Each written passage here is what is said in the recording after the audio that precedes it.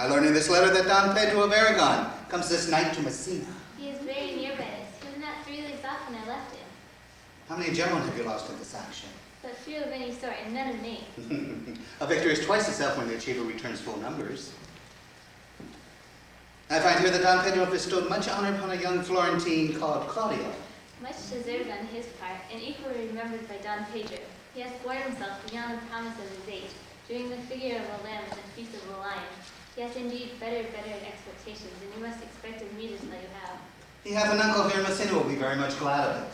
I have already delivered him letters, and there appears much joy in him, even so much that joy cannot show itself modest enough without a badge of bitterness. Did he break out into tears? In great measures.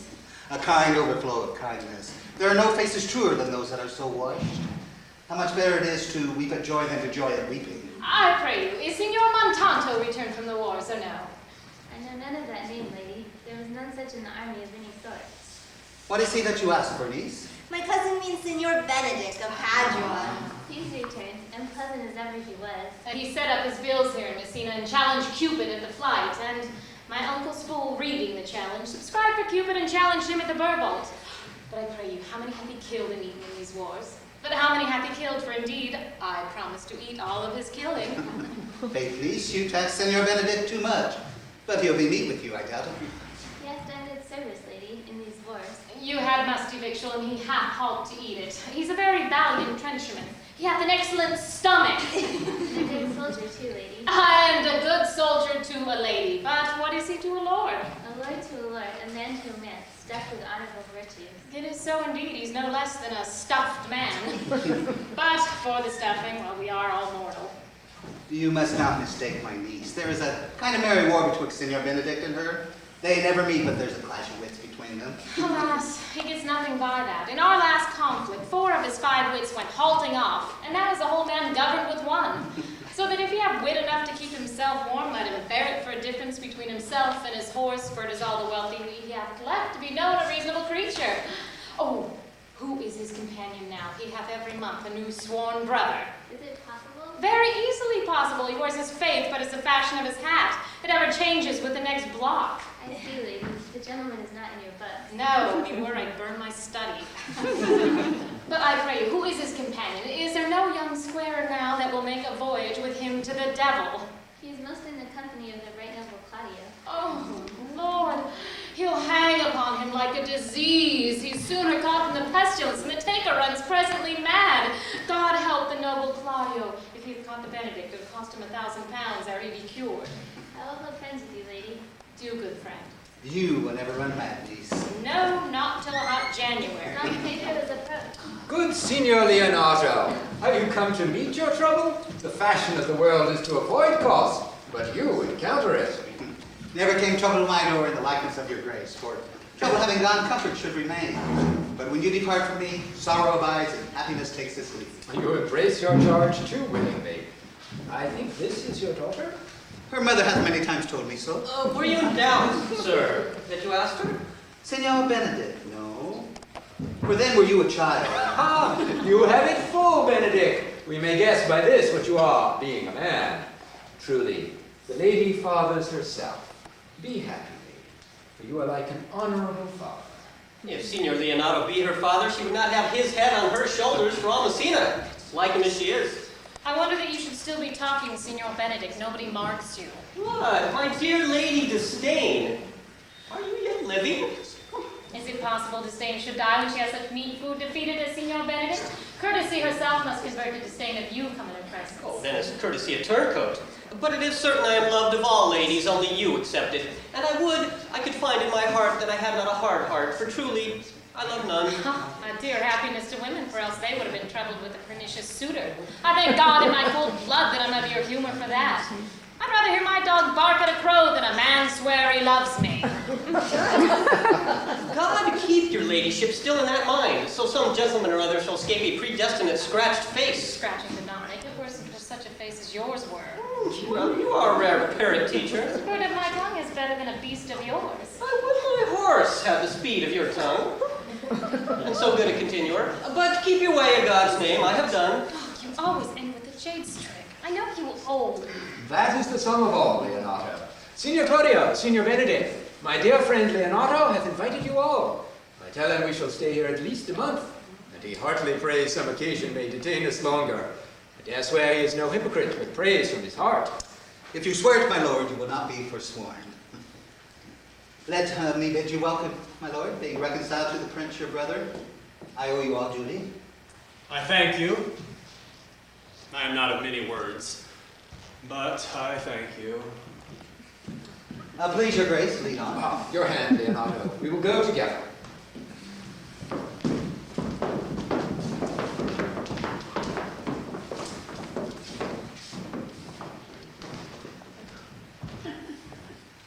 Benedict, is that not the daughter of Signor Leonardo? I noted her not, but I looked on her. Is she not a modest young lady? Do you question me as an honest man should do for my simple true judgment, or would you have me speak after my customs, being a professed tyrant to their sex? No, I pray they speak in sober judgment. Why, faith, methinks she's too low for high praise, too brown for fair praise, and too little for great praise. Only this commendation I can afford her, that were she other than she is, she were unhandsome, and being no other but as she is, I do not like her. Thou thinkest I am sports. I pray thee, tell me truly how thou likest her. Would you buy her that you inquire after her? Can the world buy such a jewel? Yea, and a case to put it into. But But speak you this with a sad brow. Come, in what key shall a man take you to go in song? in mine eyes, she's the sweetest lady that ever I looked on. I can see yet without spectacles, and I see no such matter. There's her cousin, and she were not possessed with a fury, exceeds her as much in beauty as the 1st of May doth the last of December. But I hope you have no intent to turn husband, have you? I would scarce trust myself, though I had sworn the contrary. If Hero would be my wife. Is it come to this? Shall I never see a bachelor of 60 again? Go to with faith, and thou wilt needs thrust thy neck into a yoke, wear the print of it, sigh away Sundays. Don Pedro has returned to seek you. What secret hath held you here that you follow not to Leonardo? I would your grace would constrain me to tell. I charge thee on thy allegiance. You hear, Count Claudio, I can be secret as a dumb man. I would have you think so. But on my allegiance, I mark you this, on my allegiance, he is in love. With who? Now that is your grace's part. Mark you how short his answer is. With Hero, Leonardo's short daughter. If this were so were it uttered. Like the old tale, my lord, it is not so, nor 'twas not so, but indeed, God forbid it should be so. My passion changed not shortly. God forbid it should be otherwise. Amen, if you love her, for the lady is very well worthy. You speak as to touch me, my lord. By my troth, I speak my thought. In the faith of my lord, I spoke mine. And by my two faiths and troths, my lord, I spoke mine. How they left her, I feel. That she is worthy, I know. That I neither feel how she should be loved, nor know how she should be worthy, is the opinion that fire cannot melt out of me. I will die in it at the stake. Thou wast ever an obstinate heretic in the despite of beauty. I never can maintain its part when the force was well.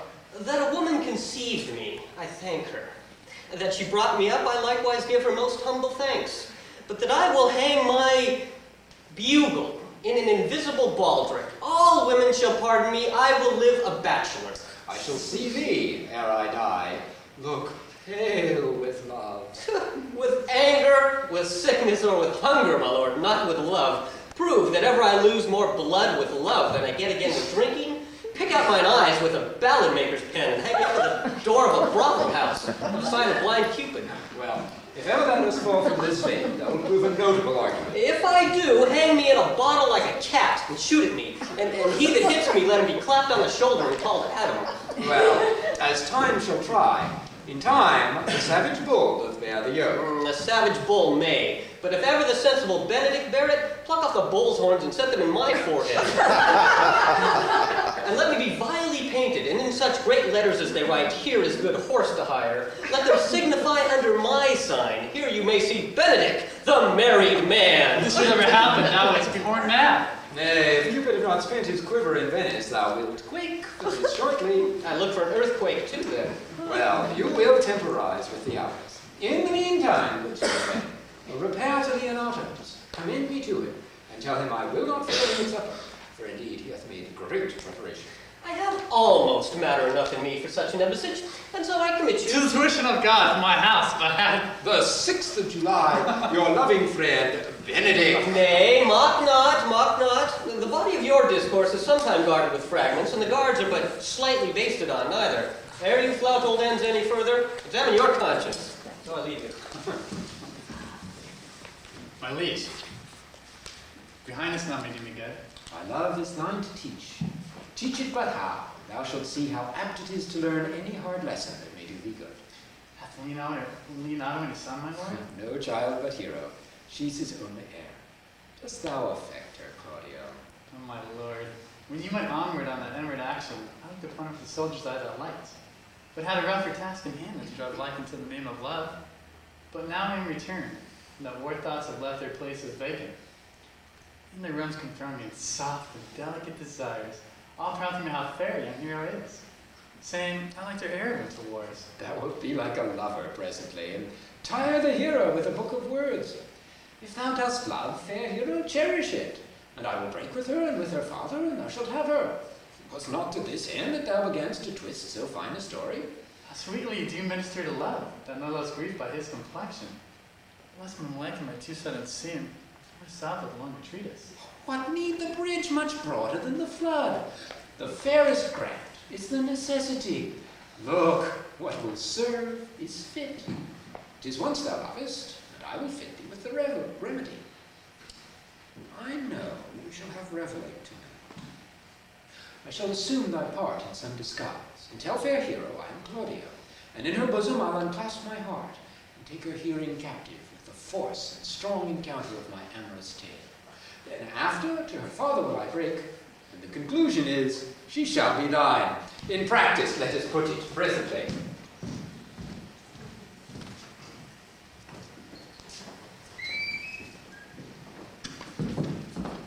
How now, brother? Where is my cousin, your son?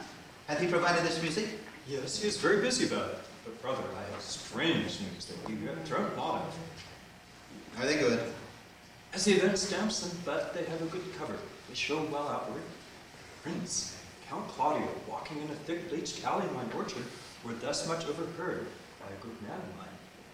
The prince discovered to Claudio that he loved my niece, your daughter, and he meant to acknowledge it this night in the dance. And if he found her accordant, he meant to take the present time by the top and instantly break through it. Hath the man any wit that told you this? A good sharp fellow. I will send for him, ask him yourself. No. We will hold this as a dream until it appear itself. But I will acquaint my daughter withal that she might be the better prepared for an answer. Peradventure this is true. Go you and tell her of it. Cousins, you know what you have to do. Oh, I cry you mercy, friend. Come with me, and I will use your skill. And good cousin, have a care this busy day.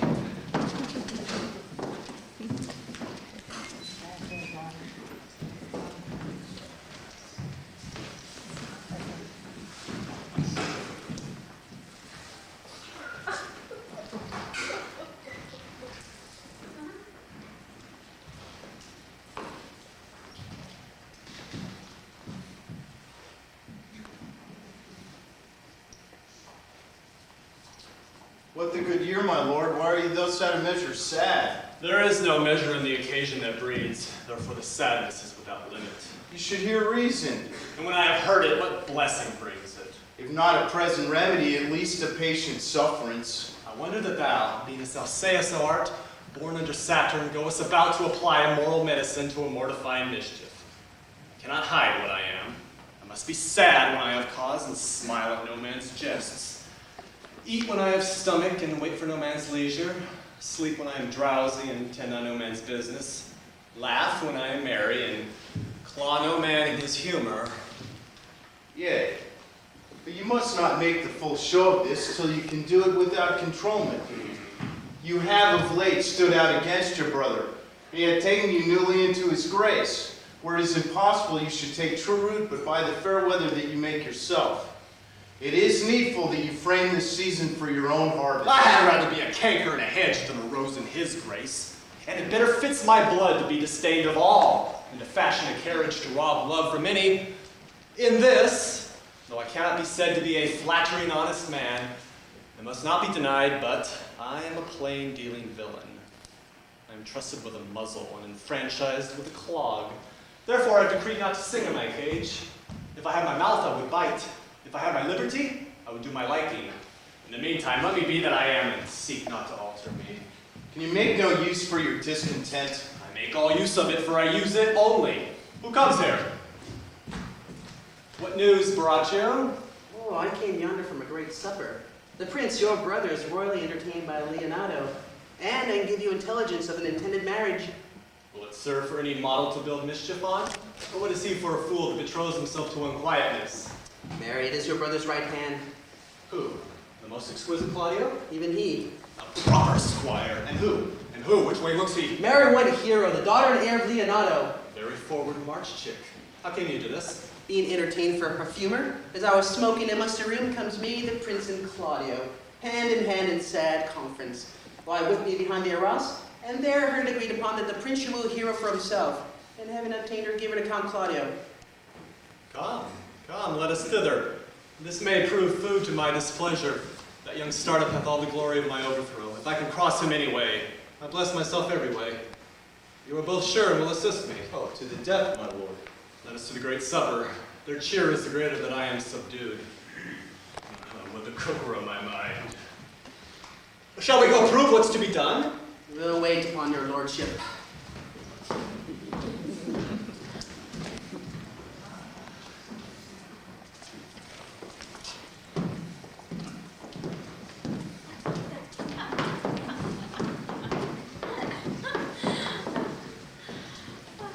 Was not Count John here at supper? I saw him not. How tartly that gentleman looks. I never can see him, but I'm heartburned an hour after. He is of a very melancholy disposition. He were an excellent man that were made just in the midway between him and Benedict. For the one is too like an image and says nothing, and the other too like my lady's eldest son, evermore tattling. Then half Signor Benedict's tongue in Count John's mouth, and half Count John's melancholy on Signor Benedict's face. And a good leg, and a good foot uncle, and money enough in his purse, such a man would win any woman in the world, if he could get her goodwill. By my troth, niece, thou wilt never get thee a husband that thou be so shrewd of think. In faith, she is too cursed. Ha ha, too cursed is more than cursed. I shall lessen God's sending that way. For it is said that God sends a cursed cow short horns, but to a cow too cursed he sends none.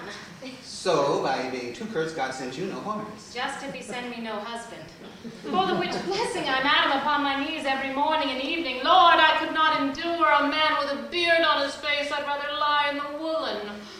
You may light up on a husband that hath no beard. Oh, what should I do with him? Dress him in my apparel and make him my waiting gentlewoman? Now, he that hath a beard is more than a youth, and he that hath no beard is less than a man, and he that is more than a youth is not for me, and he that is less than a man, I am not for him. Therefore, I will even take sixpence in earnest to the buried and lead his apes into hell. Well then, go you into hell. No, but to the gate. And there will the devil meet me like an old cuckold with horns on his head and say, "Get you to heavy theatres, get you to heavy, there's no place for you maids!" So deliver I up my apes and away to St. Peter. For the heavens he shows me where the bachelors sit, and there live we as merry as the day is long. Oh, I trust niece you'll be ruled by your father. Yes, faith, it is my cousin's duty to make curtsy and say, "Father, as it please you." But yet for all that, cousin, let him be a handsome fellow, or else make another curtsy and say, "Father, as it please me." Well, niece, I hope to see you fitted one day with a husband. Not till God make men of some other metal than earth. Would it not grieve a woman to be overmastered with a valiant piece of dust? I mean, to make an account of her life to a clod of wayward marl? No, uncle, I'll none. Adam's sons are my brethren, and truly, I hold it a sin to match in my kindred. Daughter, remember what I told you. If the prince do solicit you in that kind, you know your answer. The fault will be in the music, cousin, if we be not wooed in good time. If the prince be too important, tell him there is measure in everything, and so dance out your answer. For hear me, hero, wooing, wedding, and repenting is as a Scotch jig, a measure, and a syncopace. The first suit is hot and hasty as a Scotch jig, and full as fantastical. The wedding, mannerly modest as a measure, full of state and ancientry. And then comes repentance, and with his bad legs falls into a syncopace faster and faster until he sink into his grave. Cousin, you apprehend passing shrewd. I have a good eye, uncle. I can see a church by daylight. The revelers are entering. Mother, make good room. Lady, what do you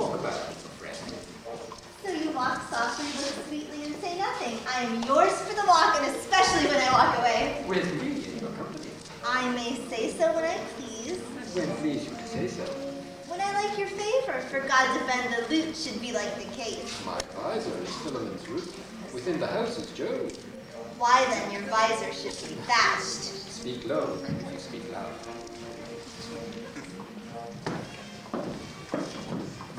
Well, I would if you did like me. So would not I, for your own sake, for I have many ill qualities. Which is one? I say my prayers out loud. I love you the better. The hearers will cry amen. God, match me with a good dancer. Amen. God, keep him out of my sight when the dance is done. That's so, clerk. No more words. The clerk's answered. I know you well enough. You are Signor Antonio. At a word, I am not. I know you by the waggling of your head. To tell you true, I counterfeit him. You can never do him so ill well unless you were the very man. Here's his true hand up and down. You are he, you are he. At a word, I am not. Now, Tom, do you think I do not know you by your excellent wit? Can virtue hide itself? Go to, Mom, you are he. Grace is both here, and there's an end. Will you not tell me who told you so? Now you shall pardon moi? Nor will you not tell me who you are? Not now. That I was disdainful, and I had my good wit out of the 100 merry tales, why, this was Signor Benedict that said so. What is he? Oh, I'm sure you know him well enough. Not I, believe me. Oh, did he never make you laugh? Après you, what is he? Why, he is the prince's jester. A very dull fool. Only his gift is in devising impossible slanders. None but libertines delight in him. And his commendation is not in his wit, but in his villainy, for he both pleases men and angers them, and then they laugh at him and beat him, and I'm sure he was in a plea like what he had boarded me. When I know the gentleman, I'll tell him what you say. Do. He'll but break a comparison or two on me, which peradventure not marked or not laughed at strikes him into melancholy, and then there's a partridge wing saved, for the fool will eat no supper that night. Oh, we must follow the leader. In every good thing. Nay, if they lead to any ill, I will leave them at the next turning.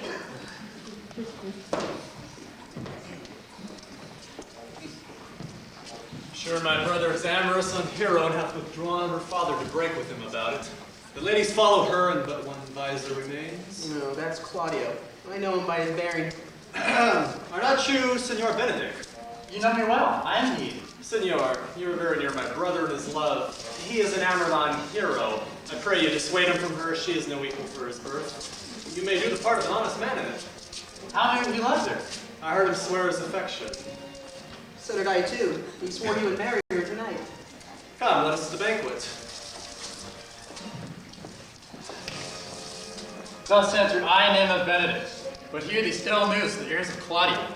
Tis certain so, the prince who was for himself. Friendship is constant in all other things, save in the office and affairs of love. Therefore, all hearts in love use their own tongues. Let every eye negotiate for itself, and trust no agent, for beauty is a witch against whose charms fate melts into blood. This is an accent of hourly truth, which I mistrusted not. Farewell, therefore, hero. Tell Claudia. Yea, the same. Come, will you go with me? Whither? Even to the next willow. About your own business, County. What fashion will you wear the garland of? About your neck? Like a usurer's chain, or under your arm like a lieutenant's scarf? You must wear it one way, for the prince has got your hero. Enjoy it. Did you think the prince would have served you thus? I pray you leave me. Oh, now you strike like the blind man. 'Twas the boy that stole your meat, and you'll beat the post. Will not be all of you. Alas, poor hurt fowl. Now will he creep into sedges. But that my lady Beatrice should know me and not know me. The prince's fool? Ah, it may be I go under that title because I am merry. Yea, but I am apt to do myself wrong. I am not so reputed. It is the base, though bitter disposition of Beatrice that puts the world into her person and so gives me out. Well, I'll be revenged as I may. Now, senor, where's the count? Did you see him? Truth, my lord, I played the part of Lady Fame. I found him here as melancholy as a lodge in a warren. I told him, and I think I told him true, that your grace has got the goodwill of this young lady, and I offered him my company to a willow tree, either to make him a garland, as being forsaken, or to bind him up a rod, as being worthy to be whipped. To be whipped? What's his fault? The flat transgression of a schoolboy, who, being overjoyed at finding a bird's nest, shows it his companion, and he steals it. Well, that make him trust the transgression. The transgression is in the stealer. Yet it had not been amiss that the rod had been made, and the garland too. For the garland he might have worn himself, and the rod he might have bestowed on you, who, as I take it, have stolen his bird's nest. I will but teach them to sing and restore them to the owner. Oh, if they're singing, as you're saying, by my faith you say honestly. The Lady Beatrice hath a quarrel. The gentleman that danced with her told her she is much wronged by you. Oh! She misused me past the endurance of a block! An oak, but with one green leaf on it would have answered her. My very visor began to assume life and scold with her. She told me, not thinking I had been myself, that I was the prince's jester, that I was duller than a great thaw, hugging just upon jest with such impossible conveyance upon me, that I stood like a man at a mark, with a whole army shooting at me. She speaks poniards, and every word stabs. If her breath were as terrible as her terminations, there were no living near her. She would infect to the North Star. I wouldn't marry her, though she were endowed with all that Adam had left him before he transgressed. She would have made Hercules have turned spit. Yea, and have cleft his club to make the fire too. Oh, come, talk not of her. You will find her, the infernal Ate, in good apparel. I would to God some scholar would conjure her, for certainly while she is here, a man may live as quiet in hell as in a sanctuary, and people sin upon purpose because they would go there. So indeed all disquiet, horror, and perturbation follows her. Look, here she comes. Will your grace command me any service to the world's end?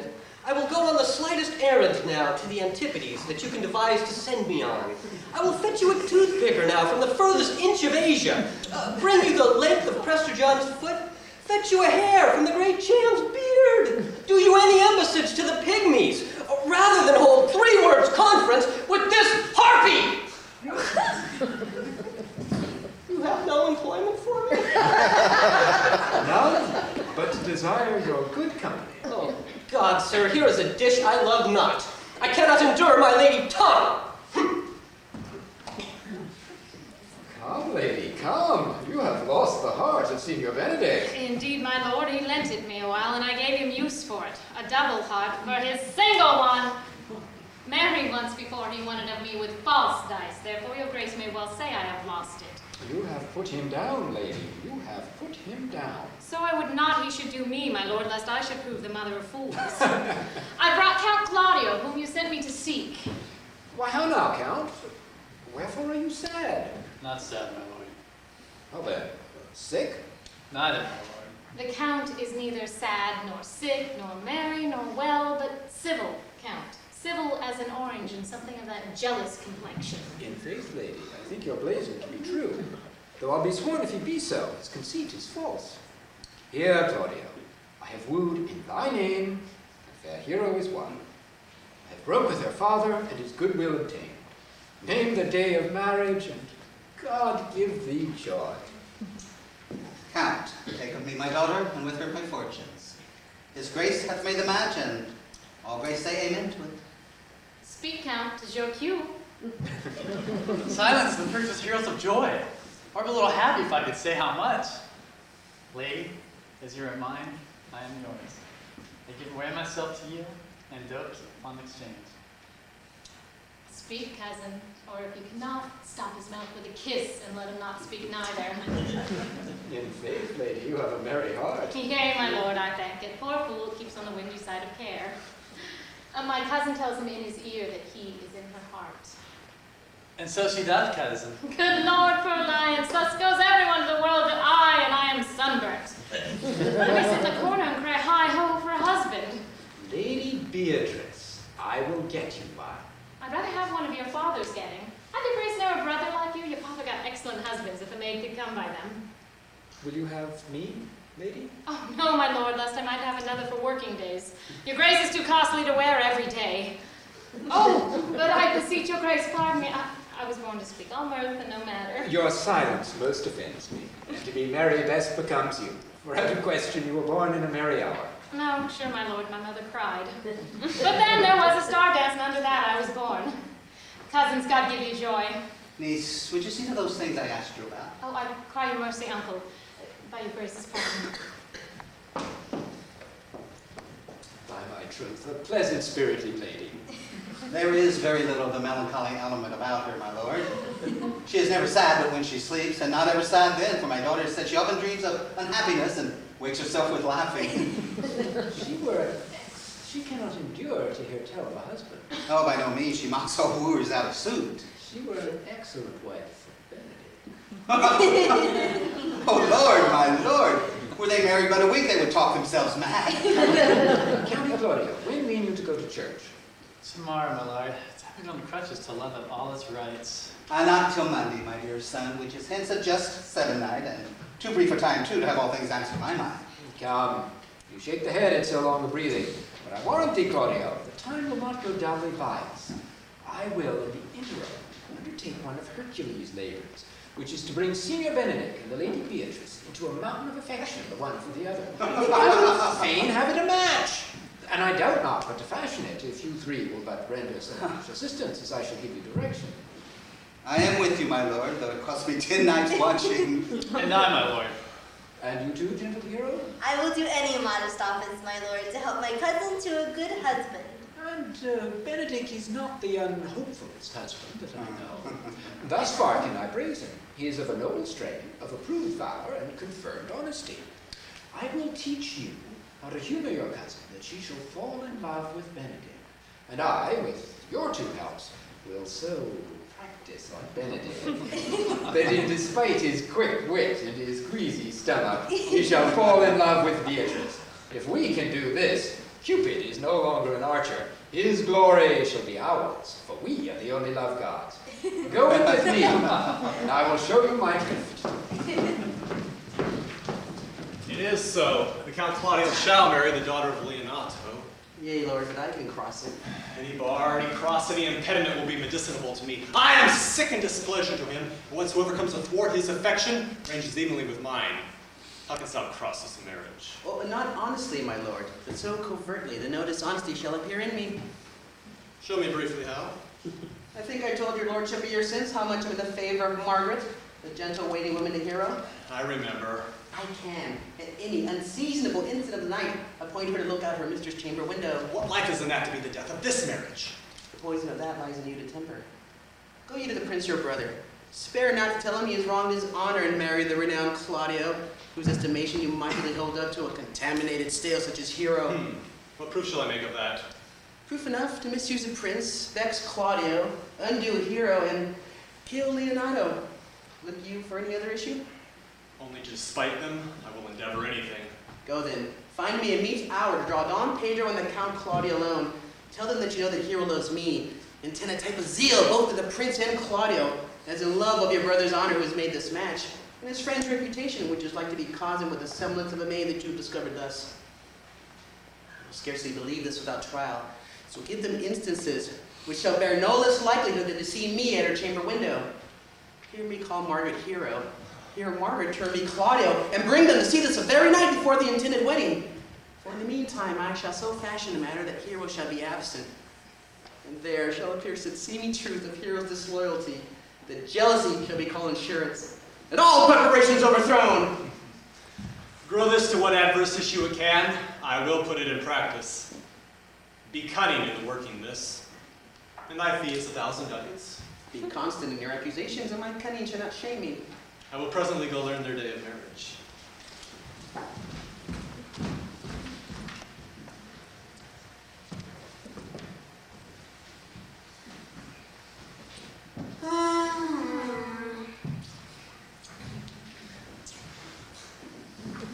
Boy.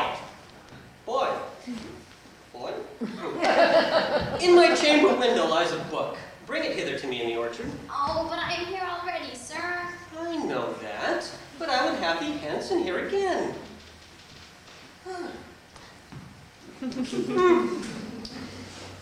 I do much wonder that one man, seeing how much another man is a fool when he dedicates his behaviors to love, will, after he has laughed at such shallow follies in others, become the argument of his own scorn by falling in love.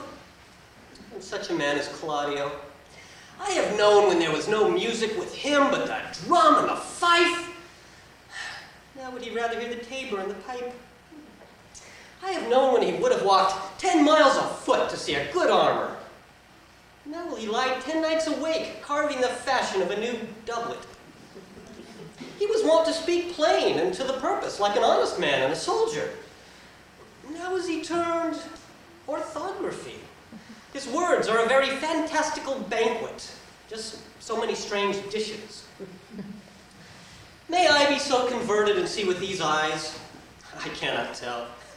I think not. I will not be sworn, but love may transform me to an oyster. But I'll take my oath on it. Till he has made an oyster of me, he shall never make me such a fool. One woman is fair, yet I am well. Another is wise, yet I am well. Another virtuous, yet I am well. But till all graces be in one woman shall not come in my grace. Rich she shall be, that's certain.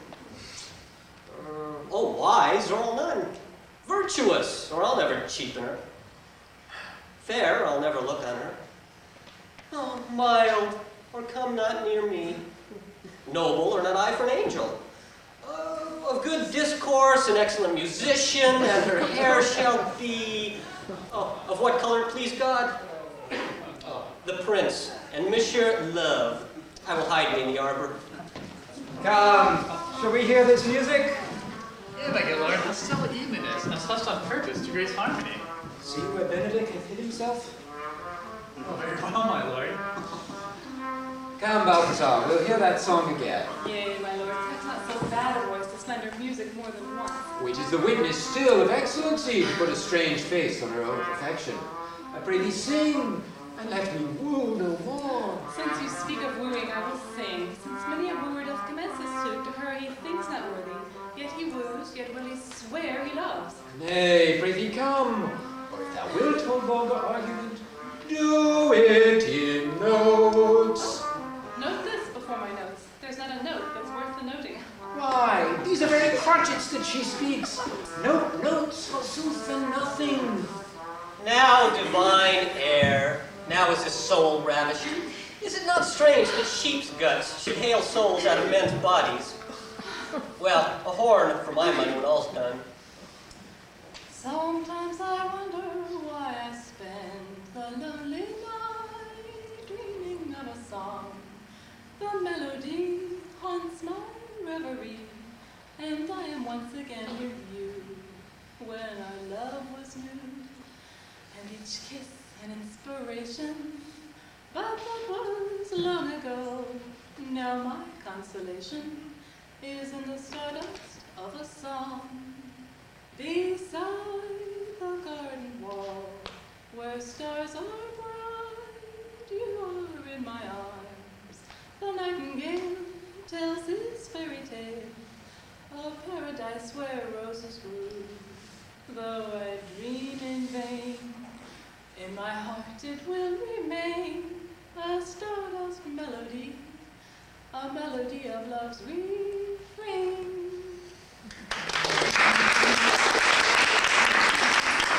Oh, my troth, a good song. And an ill singer, my lord. No, Faith. Thou sings well enough, my chef. Had he been a dog that should have howled thus, they would have hanged him. And I pray God his bad voice bode no mischief. I would as lief have heard the night raven. Come what plague could have come after it. Yea, Margaret, dost thou hear, Balthazar? I pray thee, get us some excellent music for tomorrow night we would have it at the Lady Hero's chamber window. The best I can, my lord. Do so, farewell. Come hither, Leonardo. What was it you told me of today? That your niece Beatrice was in love with Signor Benedict? I suck on the foul sense. I didn't ever think that lady would have loved any man. No, nor I neither, but most wonderful that she should so dote upon Signor Benedict, whom she hath to all outward behaviors always seemed to abhor. Is it possible? Sits the wind in that corner? By my troth, my lord, I cannot think what to tell of it. But that she loves him with an enraged affection, it is past the infinite of thought. Maybe she doth but counterfeit. Faith like enough. God counterfeit, never did counterfeit a passion come so near the life of passion as she discovers it. Why, what effects of passion shows she? It did well, this fish will bite. What effects, my lord? Well, she was said, you know what my daughter told us? She did indeed. How, I pray you? You amaze me. I would have sworn her spirit had been invincible against all assaults of affection. I would have sworn it was, my lord, especially against Benedict. I should think this is a trick, but that the white-bearded fellow speaks it. Knavery cannot sure hide itself in such reverence. Yeah, take him affection, hold it up. Hath she made her affection known to Benedict? No, and swears she never will. That's her passion. 'Tis true indeed, sir, your daughter says. Shall I, says she, that have so often counted him a scorn, learn to him that I love him? This, she says, as she's beginning to write to him, for she'll be up 20 times a night, and there will she sit in her smock until she has read a sheet of paper. My daughter tells us all. You talk of a sheet of paper. I remember a pretty jest your daughter told us of. After she had read it and was beginning to read it over, she discovered Benedict and Beatrice between the sheets. Oh, and she tore that sheet of paper into 1,000 halfpence, railed at herself for being so immodest to write to one she knew would flout her. I measure him, says she, by my own spirit for I should flout him if he would have written to me. Yea, though I love him, I should. Then down upon her if she falls, weeps, sobs, beats her heart, tears her hair, prays, curses. Oh, sweet Benedict, God give you patience. She does indeed. My daughter says so. And the passion has so overwhelmed her that my daughter sometimes in fear she will do a great outrage to herself. It is very true. It were good that Benedict heard of it by some other, if she will not discover it. To what end, my lord? You make but sport of and torment the poor lady worse. Oh, and he should. It were an alms to hang him. She's an excellent sweet lady, and out of all suspicion, she is virtuous. And she is exceeding wise. In everything but in loving Benedict. My lord, wisdom and blood combating in such a tender body, we have 10 proofs to 1 that blood hath the victory. I am sorry for her, as I have just cause, being her uncle and her guardian. I would she had bestowed this dotage on me. I would have daffed all other respects, and made her half myself.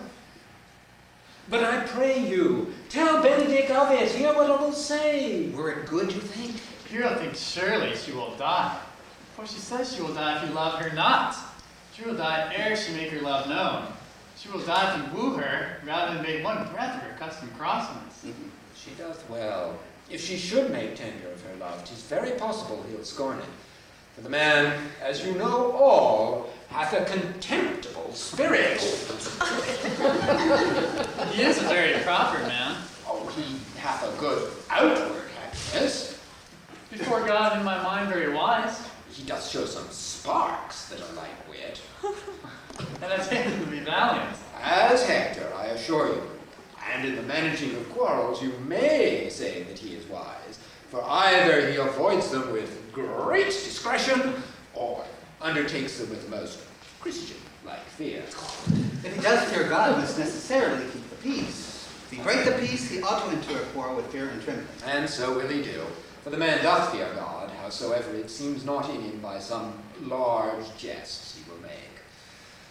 Well, I am sorry for your niece.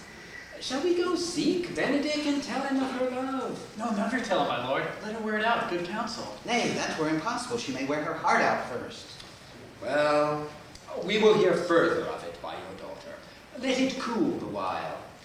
I love Benedict well, and I wish he could modestly examine himself to see how much he is unworthy so good a lady. Will you walk, my lord, dinner this way? If you do not dote on her upon this, I will never trust my expectation. Let there be the same net spread for her, and that must your daughter and her gentlewoman carry.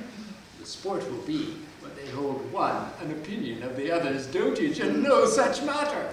That's the scene I would see, which will be merely a dumb show. Let us send her to call him in to dinner.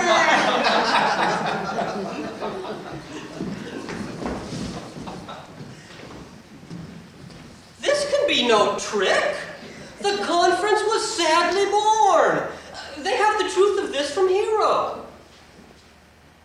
pity the lady. It seems her affections have their full bent. Love me? Love me? Why, it must be requited. I hear how I am censured. They say I will bear myself proudly if I perceive the love come from her. They say, too, that she would rather die than give me any sign of affection. I did never think to marry. I must not seem proud. Happy are they that hear their detractions and can put them to mending. They say the lady is fair. 'Tis a truth, I can bear them witness. And virtuous, 'tis so, I cannot reprove it. And wise, oh, but for loving me. By my troth, it is no addition to her wit, nor no great argument of her folly, for I will be horribly in love with her. I may chance have some odd quirks and remnants of wit broken on me because I have railed so long against marriage. But does not the appetite alter? A man loves the meat in his youth that he cannot endure in his age. Shall these quips and sentences and paper bullets of the brain awe a man from the career of his humor? No! The world must be peopled! When I said I would die a bachelor, I did not think I should live till I were married. Oh, here comes Beatrice. By this day, she's a fair lady. I do spy some marks of love in her. Against my will, I'm sent to bid you come to dinner. Fair Beatrice, I thank you for your pains. I took no more pains for those thanks than you take pains to thank me. If it had been painful, I would not have come. You take pleasure, then, in the message? Yay! Just so much as you would take upon a knife's point. And choke and done with all. You have no stomach, senor? Oh, fare you well. Against my will, I am sent to bid you come in to dinner. Oh, there's a double meaning in that.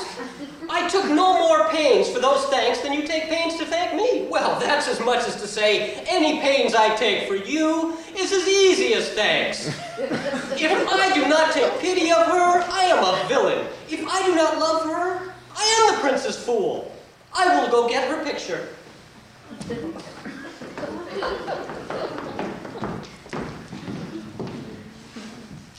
Good Margaret, run thee to the parlor. There shalt thou find my cousin Beatrice proposing with the Prince and Claudio. Whisper her ear and tell her I and Ursula walk in the orchard, and our whole discourse is all of her. Say that thou overheardest us, and bid her steal into the pletched bower, where honeysuckles ripened by the sun forbid the sun to enter, like favorites made proud by princes that advance their pride against the powers that fret it. There will she hide her to listen our propose. This is thy office. Fare thee well in it, and leave us alone. Oh, I'll make her come, I warrant you presently. Now, Ursula, when Beatrice doth come, as we do trace this alley up and down, our talk must only be of Benedict. When I do name him, let it be thy part to praise him more than ever man did merit. My talk to thee must be how Benedict is sick in love with Beatrice. Of this matter is little Cupid's crafty arrow made, which only wounds by hearsay. Now begin, for look where Beatrice like a lapwing runs close by the ground to hear our conference. The pleasantest angling is to see the fish cut with their golden oars in silver stream and greedily devour the treacherous bait. So angle we for Beatrice, who even now is couched in the woodbine coverture. Fear you not my part of the dialogue. Then go we near her, let her ear lose nothing of the false sweet fate we lay for it. No, truly, Ursula, she is too disdainful. I know her spirits are as coy and wild as haggards of the rock. Are you sure that Signor Benedict loves Beatrice so entirely? What? So says the prince and my new betrothed lord. And did they bid you tell her of it, madam? They did entreat me to acquaint her of it, but I persuaded them, if they loved Benedict, to wish him wrestle with affection, and never to let Beatrice know of it. Why did you so?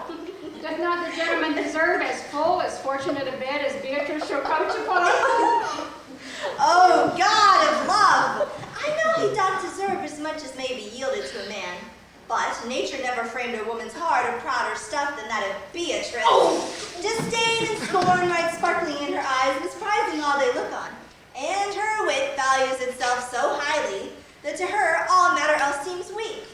She cannot love, nor take no shape nor project of affection. She is so self-endeared. Sure, I think so. Therefore, certainly it were not good she knew of his love, lest she make sport at it. Why, you speak truth. I never yet saw a man how wise, how young, noble, rarely featured. But she would spell him backward. If fair-faced, why, she would swear the gentleman should be her sister. If dark, why, nature drawing of an antic made a foul blot. If tall, a lancel-headed. If low, an agate very badly cut. If speaking, why, a vein blown with all winds. If silent, why, blind, move with none. So turns she every man wrong way out, and never gives to truth and virtue that which simpleness and merit purchase. Sure, such carping is not commendable. No, not to be so odd, and from all fashions, as Beatrice is, cannot be commendable. But who dare tell her so? Though if I should speak, oh, she would knock me into air, laugh me out of myself, press me to death with her wit. Therefore, let Benedict like covered fire consume away in sighs. It were a better death than die of mocks, which is as bad as die of tickling. Yet tell her of it, hear what she will say. No, rather I will go to Benedict and counsel him to fight against his passion. And truly I'll devise some honest slanders to stain my cousin. One doth not know how much an ill word may empoison liking. Do not do your cousin such a wrong. She cannot be so much without true judgment, having so swift and excellent a wit as she is prized to have, as to refuse so rare a gentleman as Signor Benedict. He is the only man of Italy, always excepted my dear Claudio. I pray you not be angry with me, madam, speaking my fancy, but Signor Benedict, for shape, for merit, argument, and valor, most foremost to report in Italy. He hath an excellent good name. His excellence did earn it, ere he had it. When are you married, madam? Why, every day tomorrow. Come, go in, I'll show thee some attires, and have thy counsel on which is the best to furnish me tomorrow. She's lying, I warrant you. We have caught her, madam. If it proves so, then loving goes by halves. Some Cupids kill with arrows, some with traps. What fire is in my ears? Can this be true? Stand I condemned for pride and scorn so much? Contempt, farewell. And maiden pride ado, no glory lives behind the back of such. Oh, Benedict, love on. I will requite thee, taming my wild heart to thy loving hand. If thou dost love, my kindness will incite thee to bind our love up in a holy band. For others say, thou dost deserve. And I believe it better than reportingly. I do but stay till your marriage be consummate, and then go I towards Aragon. I'll bring you thither, my lord, if you vouchsafe me. Nay, that would be as great a loss to you, rush of your marriage, as to show a child his new coat and forbid to wear it. I will only be bold with Benedict, for from the crown of his head to the sole of his foot, he is all mirth. He hath twice or thrice cut Cupid's bowstrings, and now the little hangman dare not shoot at him. He hath a heart as sound as a bell, and his tongue is the clapper. For when his heart thinks, his tongue speaks. Gallants, I am not as I have been. So say I. Methinks you are sadder. I hope he be in love. Oh, hang him, truant. There's no true drop of blood in him to be truly touched with love. If he be sad, he wants money. I have the toothache. Oh, draw it! Hang it. You must have the courtesy to go it afterwards. What? Sigh for the toothache? Where is better humor or a worm? Well, everyone can master grief, but he that hasn't. Yet say I, he is in love. There is no appearance of fancy in him, unless it be a fancy that he hath to strange disguises, as to be a Dutchman today, a Frenchman tomorrow, or in the shape of two countries at once, as a German from the waist downward, all slops, and a Spaniard from the hip upward, no doublet. Unless he have a fancy to this foolery, as it appears he hath. He is no fool for fancy, as you would have it appear he is. If he be not in love with some woman, there's no believing old signs. He brushes his hat in the mornings, what should that bode? Any man seen him at the barber's? But the barberman hath been seen with him, and the old ornament of his cheeks hath already stuffed tennis balls. Indeed, he looks younger than he did by the loss of a beard. Nay, rubs himself with civico. That's as much to say the sweet is in love. Oh, the greatest note of it is in his melancholy. And when was he want to wash his face? Yea, or to paint himself. Rich, I hear what they say of him. Nay, but his gesturing spirit is now governed by stops. Indeed, that tells a heavy tale of him. Conclude, he is in love. Nay, but I know who loves him. Oh, that would I know too. I warrant one that knows him not. Yes, in his ill condition, in spite of all, dies for him. She will be buried with her face upwards. Yet is this no charm for the toothache? Old senior, walk aside with me. I have studied some 8 or 9 wise words to speak to you, which these hobby horses must not hear. Try my life to break with him about Beatrice. Even so, here in Margaret by display their fires with Beatrice, and the two bears now bite one another when they meet. Lord and brother, God save you. Good day, brother. If your leisure served, I would speak with you. In private? If it please you, yet Count Claudio may hear if what I would speak of concerns him. What's the matter? Means your lordship to be married tomorrow. You know he does. I know not that when he knows what I know. Be an impediment, I pray you, discover it. You may think I love you not. Let that appear hereafter, and aim better at me, by that I now will manifest. For my brother, I think he holds you well, and in dearness of heart hath holp to effect your ensuing marriage. Surely suit ill spent and labor ill bestowed. Why? What's the matter? I came hither to tell you, and circumstances shortened, for she has been too long a talking of. The lady is disloyal. Who, hero? Even she. Leonato's hero, your hero, every man's hero. Disloyal?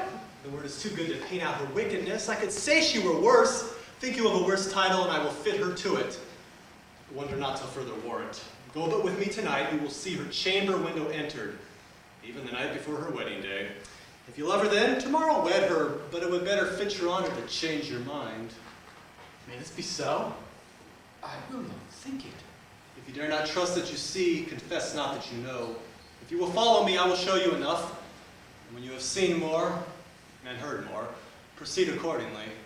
If I see anything tonight, why should I marry her? Tomorrow in the congregation, where I should wed, there will I shame her. And as I wooed for thee to obtain her, I will join with thee to disgrace her. I will disparage her no farther till you are my witnesses. Bear it coldly but till midnight, and let the issue show itself. Oh, day untowardly turned. Mrs. Trinity 14. Oh, plague, right well prevented. So will you say when you have seen the sequel?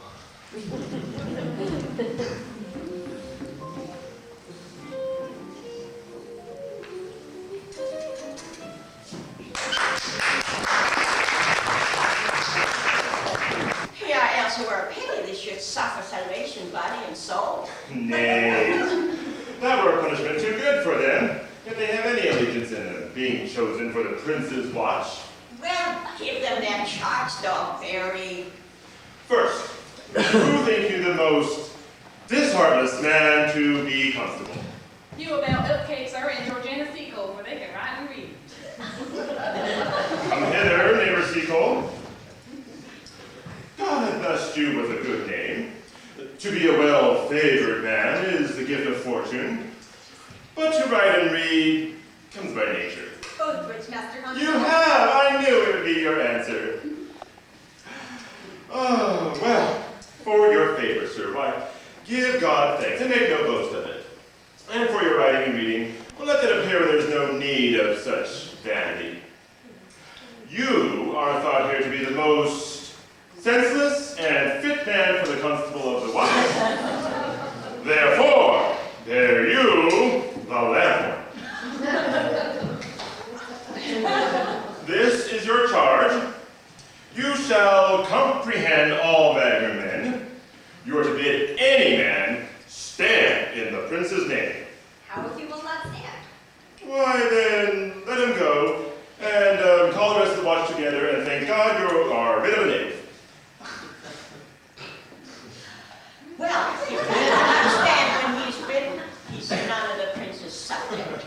True, and they are to meddle with none but the prince's subjects.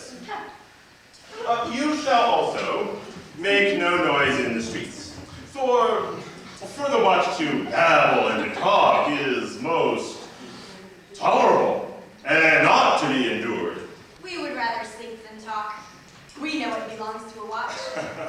You speak like an ancient and most quiet watchman, for I do not see how sleeping should offend.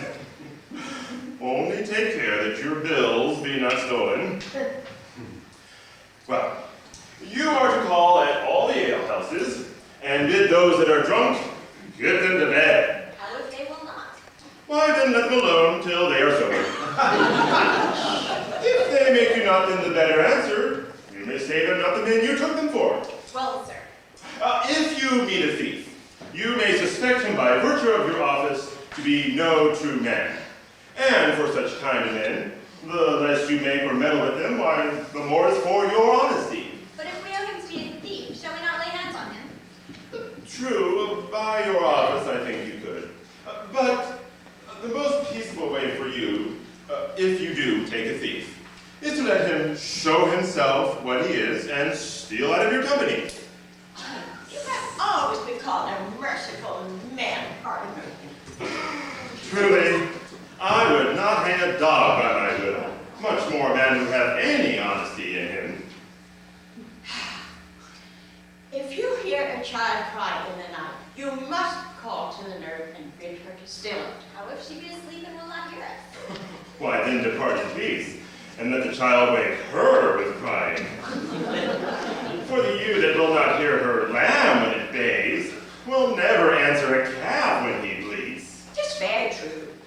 This is the end of the charge. You, constable, are to present the prince's own person. If you meet the prince in the night, you may stay him. Nay, my young lady, I think I cannot. 5 shillings to 1 on it, with any man that knows the statutes, she may stay him. Marry, not without the prince be willing, for indeed the watch ought to offend no man, and it is an offense to stay a man against his will. By your lady, I think it be so.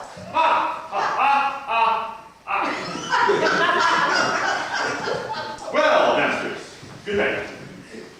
And there be any matter of chances, call up me. Keep your fellows' counsels and your own. And good night. Come, neighbor. Well, we hear our charge. Let us sit here upon the church bench till 2 and then call to bed. Oh, one word more, honest neighbors. I pray you, watch about Signor Leonato's door. The wedding being there tomorrow, there is a great coil tonight. Adieu. Be vigilant, I beseech you.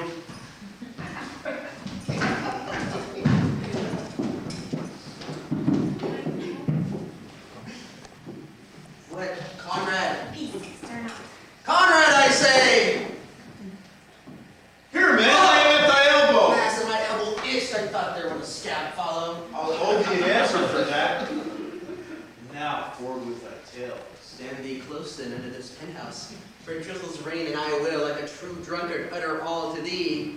Some treason, masters, yet stand close. Therefore know that I have earned of Don John 1,000 ducats. Should any villainy be so dear? Thou should rather ask, should any villainy be so rich? For For in rich villains have use of poor ones make what price they will. I wonder at it. That shows that thou art unconfirmed. Thou knowest the fashion of a doublet or a hat or a cloak is nothing to a man? Yes, it is apparel. I mean the fashion.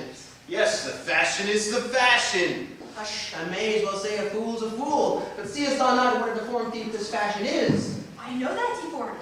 He has been a vile thief 57 years. He goes up and down like a gentleman. I remember his name. Didst thou not hear somebody? No, 'twas a vein on the house. Seest thou not, I say, what a deformed thief this fashion is? How giddily it turns about all the hot bloods of 14, 5, and 30. Sometimes fashioning themselves like Pharaoh's soldiers in Ricci paintings, and sometimes like God-veiled priests in the old church window. Sometimes like the shaven Hercules, the smirched worming tapestries where his codpiece is as massy as his club. All this I see. And I see that the fashion wears out more apparel than the man. But art thou not thyself giddy with the fashion too? Thou hast shifted out of thy tale into telling of the fashion? Not so neither. But know that I have tonight wooed Margaret, the Lady Hero's gentlewoman, by the name of Hero. Oh, she leads me out of her mistress' chamber window and bids me 1,000 times good night. I have to tell this tale viably. I should first tell thee how the prince, Claudio, and my master, planted, placed, and possessed by my master Don John, saw far off in the orchard this amiable encounter. And thought they Margaret was Hero? The two of them did, the prince and Claudio. But the devil, my master, knew that she was Margaret. Partly by his oath, which did first possess them, partly by the dark night, which did deceive them, but chiefly by my villainy. Did confirm any slander Don John had made. Away when Claudio, enraged, swore that he would meet her, as he was appointed to the next morning at the temple, and there before the whole congregation, shamed her what he saw overnight. Sent her home again without a husband. We charge you in the prince's name. Stand. Go, corrupt master constable. We have hereby recovered the most dangerous piece of entry there ever was in the whole Commonwealth. And what deformed is one of them? I know him. He wears a lock. Mistresses. You'll be made bring deformed forth, I warrant you. Mistresses. Never speak, we charge you. Let us obey you, go with us. We are like to prove a goodly commodity being taken up of these mistresses' bills. Oh, commodity in question, I warrant you. Come, we'll obey you.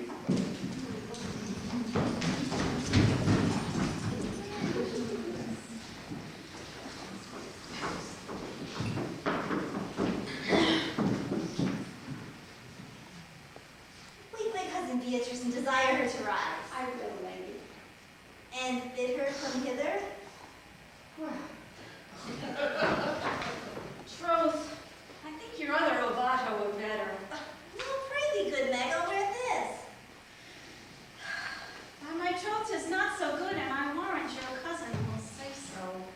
My cousin's a fool, and thou art another. I'll wear none but this. I'd like to tire within excellently if your hair were thought from her, and your gowns most rare fashion thing. Oh, I saw the Duchess of Milan's gown that they praise so. Oh, that exceeds, they said. Oh, by my troth, but a nightgown to step to yours. Cloth of golden cuts, laced with silver, set with pearls, down sleeves, side sleeves, and skirts round underborn with a bluish tint. But for a fine plain grace from excellent fashion, yours is worth 10 on it. God give me joy to wear it, for my heart is exceeding heavy. 'Twill soon be heavier by the weight of a man. Fie upon thee, art not ashamed. Of what, lady? Of speaking honorably? Is not marriage honorable in a beggar? Is not your lord honorable without marriage? I think you would have me say, saving the reverence, a husband. Bad thinking do not rest true speaking. I'll offend no one. Is there any harm in heavier for a husband? No, I think. Be the right husband and the right wife. Otherwise 'tis light and not heavy. Ask my lady Beatrice else. Here she comes. Good morrow, coz. Good morrow, sweet hero. Why, how now? Do you speak in a sick tune? I am out of all other tuning things. Oh, collapsing to light and love, it goes without a burden. Do you sing it and I'll dance it? Yea, light along with your heels, then if your husband has stables enough, you will see he shall lack no barns. Oh, illegitimate construction. I scorn that with my heels. 'Tis almost 5 o'clock, cousin. 'Tis time you were ready. By my troth, I still, hi-ho. For a hawk, a horse, or a husband. For the letter that begins them all, H. Well, you not be turned Turk, there's no more sailing by the star. Nothing's a full troth.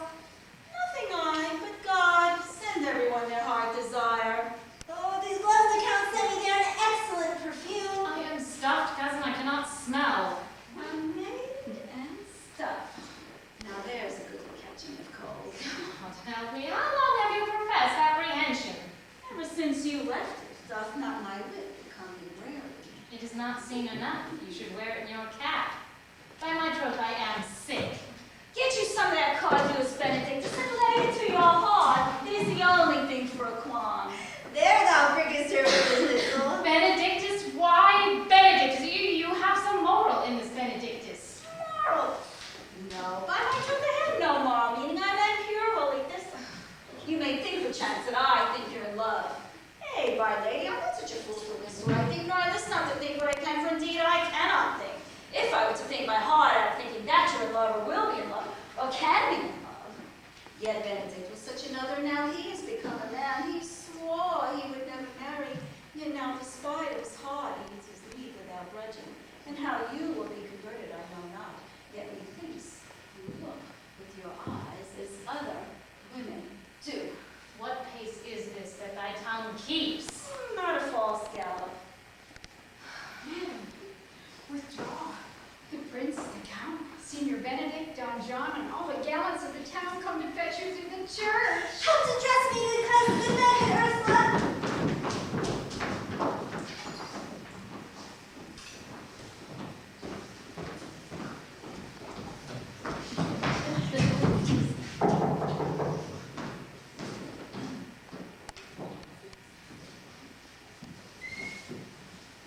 What would you of me, honest neighbor? Nary, sir, I would have some confidence with you that discerns you nearly. Brief, I pray thee. You see, it is a busy time. Nary, this it is, sir. Yes, in truth it is, sir. What is it, good friends? A good man, Burgess, sir, speaks a little off the matter. An old man, sir, and his wits are not so blunt as, God help, I would desire they were. But in faith, honest as the skin between his brows. Yes, I thank God I'm as honest as any woman living. That is an old woman, no honester than I. Comparisons are odorous. Palabras, neighbor Burgess. Neighbors, you are tedious. It pleases your worship to say so. But we are the poor duke's officers. But truly, for mine own part, if I were as tedious as a king, I could find in my heart to bestow it all of your worship. All thy tediousness on me. Yea, and 12,000 pound more than 'tis. For I hear as good exclamation as of any on your worship, as of any man in the city. And I am glad to hear it. So am I. I would fain know what you have to say. Nay, sir, our watch tonight, except if you lost its present, has taken a couple of knaves as any in Messina. Good old woman, sir, she will be talking. As they say, when the age is in, the wit is out. God help us, it is a sight to see. Well said in faith, neighbor Burgess. God is a good man, and two men ride of a horse. One must ride behind.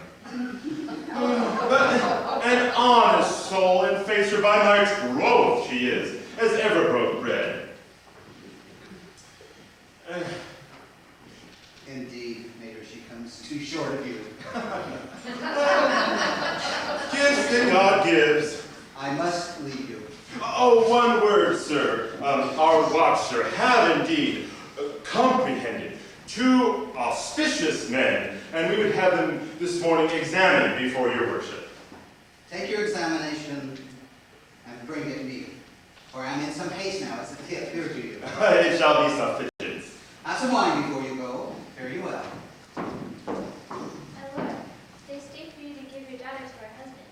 I will wait on them. I am ready. Go, we party. Go get you to Francis steep coal, and bid him bring his pen and inkhorn to the jail. We are now to examination these men. Yeah, and we must do it so wisely. We shall spare for no wit, I warrant you. Here that shall drive some of them to a non-con. Only get the learned writer to take down our excommunications and meet me at the jail.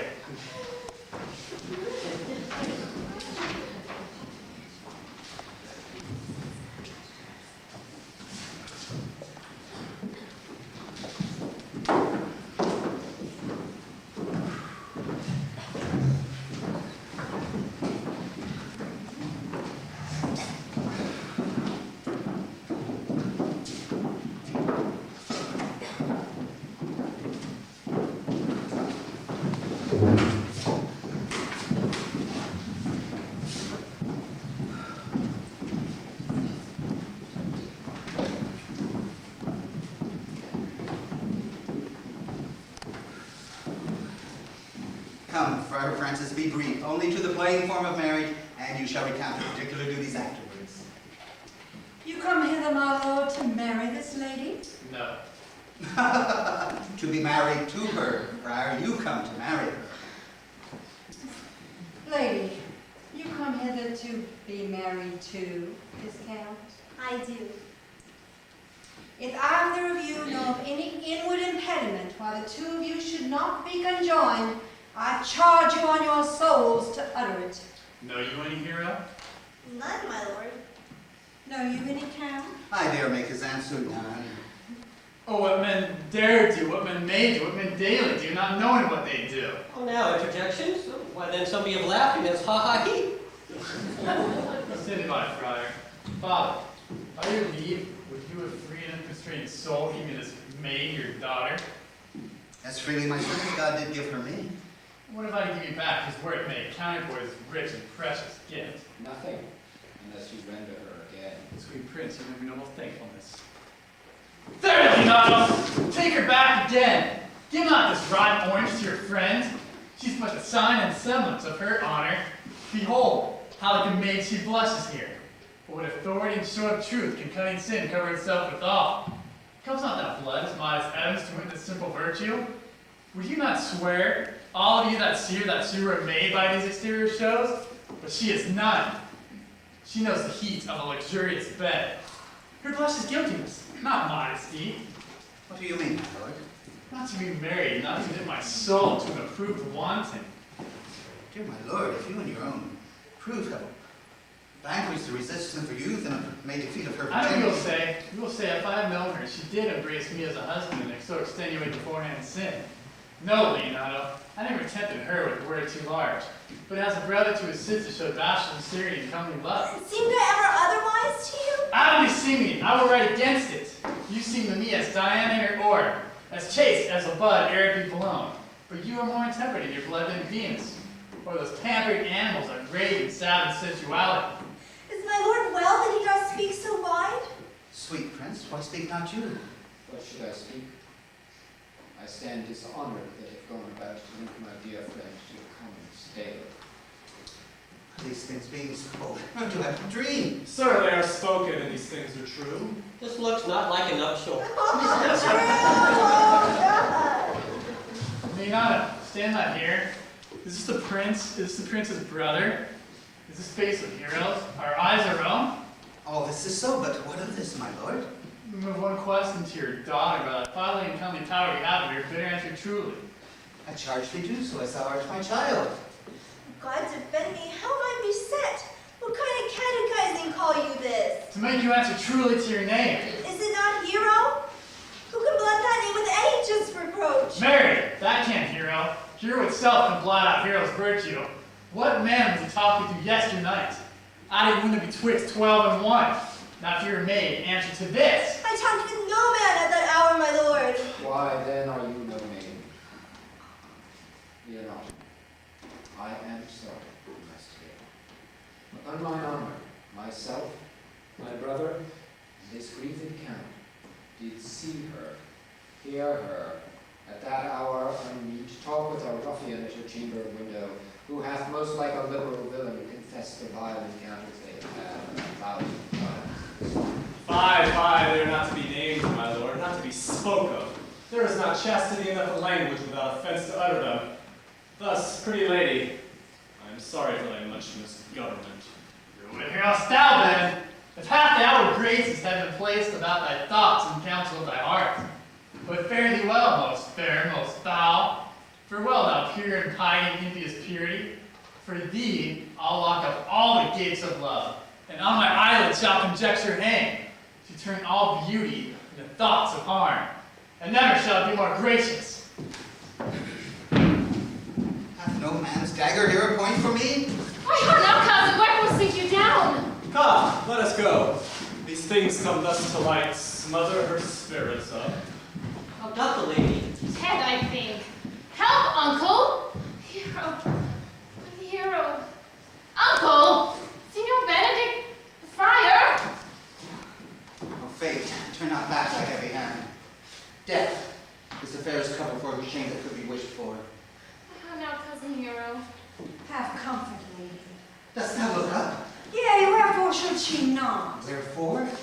Why doth not every earthly thing cry shame upon her? Could she here deny the story that is printed in her blood? Do not live, hero, do not open thine eyes. For if I thought thou would not swiftly die, thought I, thy spirit stronger than thy shames, would myself on the rearwood of reproaches strike at thy life. If you die, I but one. Should I for that approve of nature's frame? I won too much with thee. Why had I won? Why wast thou ever lovely in mine eyes?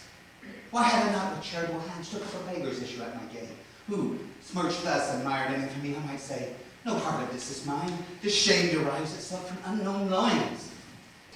Mine, and mine I loved, and mine I praised, and mine I was so proud of, and mine so much that I myself was to myself now mine, valuing of her.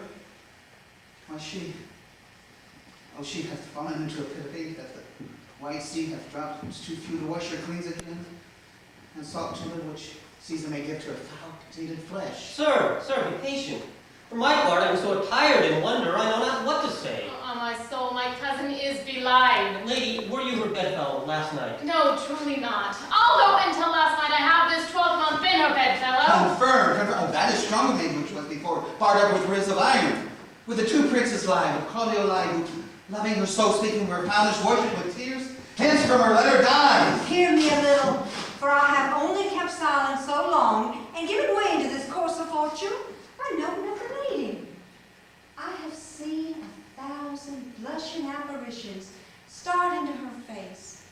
1,000 innocent shames and angel whiteness beat away those blushes. And in her eye there hath appeared a fire, to burn the error that those princes hold against her maiden truth. Call me a fool. Trust not my readings nor my observations, which with experimental seal doth warrant the tenure of my book. Trust not my age, reverence, calling, nor divinity, if this sweet lady lie not guiltless under some biting error. Friar, it cannot be. Thou seest that the only grace that she has left is that she will not add to her damnation a sin of perjury. She not denies it. Why then try to cover with excuse that which appears a proper nakedness? Lady, what man is he you were accused of? They know that to accuse me, I know none. If I know more of any man alive than that which maiden modesty doth warrant, let all my sins lack mercy. Oh, my Father, prove you that any man converse with me at hours unmeet, or that I maintain a change of words with any creature. Refuse me, hate me, torture me to death. There is some strange misprision in the princes. Two of them have the very bent of honor. And if their wisdoms be misled in this, the practice of it lives in John the Bastard, whose spirits toil in frame of villainies. I know not. If they speak but truth, for these hands shall tear her. If they mishonor her, even the proudest of them shall hear it. For time hath not so dried up this blood of mine, nor age so eat up my invention, nor havoc made such fortune of my means, or my bad life reft me so of friends, but that they shall find awakened in this kind both strength of limb, policy of mind, ability of mean, and choice of friends to quit me of them throughly. Pause a while, and let my counsel sway you in this case. The princess, your daughter, the princess here left for dead. Let her a while be secretly kept in, and and publish it that she is dead indeed. Maintain a mourning ostentation, and on your family's old monument hang mournful epitaphs, and do all the rites pertaining unto the dead. What will this become? What good is this? Mary, this well-caring shall on her behalf change slander to remorse. That is some good. But not for that dream I on this strange course, but on this travail look for greater birth. She died, as it must be maintained, upon the instant that she was accused, will be lamented, pitied, and excused of every hearer. For so it falls out that what we have, we prize not to the worth whilst we enjoy it. But, being lacked and lost, why then we rack the value. Then we find the virtue which possession would not allow us whilst it was ours. So shall it be with Claudio. When he shall hear she died upon his words, the idea of her life will sweetly creep into his study of imagination, and every lovely organ of her life will come apparelled in more precious habit, more moving, delicate, and full of life into the eye and prospect to his soul, than when she lived indeed. Then will he mourn, and wish he had not so accused her. Let these things be so, and doubt not that success will fashion the event in greater shape than I can lay it out in likelihood. But if all aim at this be level false, the supposition of a lady's death will push the wonder of infamy. And if it so not well, you may conceal her, as best befits her wounded reputation, in some reclusive and religious life, out of all eyes, tongues, minds, and engines. Signor Leonardo, let the friar advise you. And though you know my inwardness and love is very much into the Prince and Claudio, yet by mine honor, I will deal in this as secretly and justly as your soul should with your body.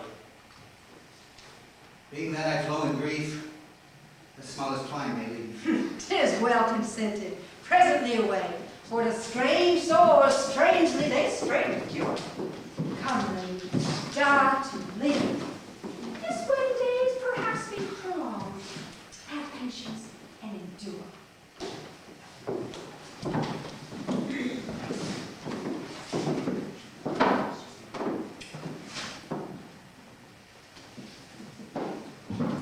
Lady Beatrice, have you wept all this while? Yea, and I will weep a while longer. I will not desire that. You have no reason, I do it freely. Surely I do believe your fair cousin is wronged. How much might the man deserve of me that would write her? Is there any way to show such friendship? Very even were there no such friend. May a man do it? It is a man's office, but not yours. I do love nothing in the world so well as you. It's not that strange. As strange as the thing I know not. It were possible for me to say I love nothing so well as you, but believe me not. And yet I lie not. I confess nothing nor deny nothing. I'm sorry for my cousin. By my sword, Beatrice, thou lovest me. Do not swear and eat it. I will swear by it that you love me, and I will make him eat it that says I love not you. You do not eat your word? With no sauce that can be devised to it. I protest I love thee. God forgive me. What offense, sweet Beatrice. You stayed me in a happy hour. I was about to protest I loved you. And do it with all thy heart. I love you with so much of my heart, there's none left to protest. Come, bid me do anything for thee. Kill Claudio. Not for the wide world. You came here to deny it. Farewell. Tarry, sweet Beatrice. I'm gone while I am here. There is no love in me. Pray, let me go. Well, Beatrice. In faith, I will go. We'll be friends first. You dare easier be friends with me than fight with mine enemy? Is Claudio thine enemy? Is he not approved in the height of villain that is slandered, scorned, dishonored my kinswoman? But bear her in hands till they come to take hands, and then with public accusation, uncovered slander, unmitigated record. God, that I were a man, I would eat his heart in the marketplace. Hear me, Beatrice. Talk with a man of a window, a proper saying, sweet hero, she is wronged, she is slandered, she is undone. Nay, Prince in Beatrice. the county, surely a prince in the testimony, a goodly count, Count Compact, a sweet gallant.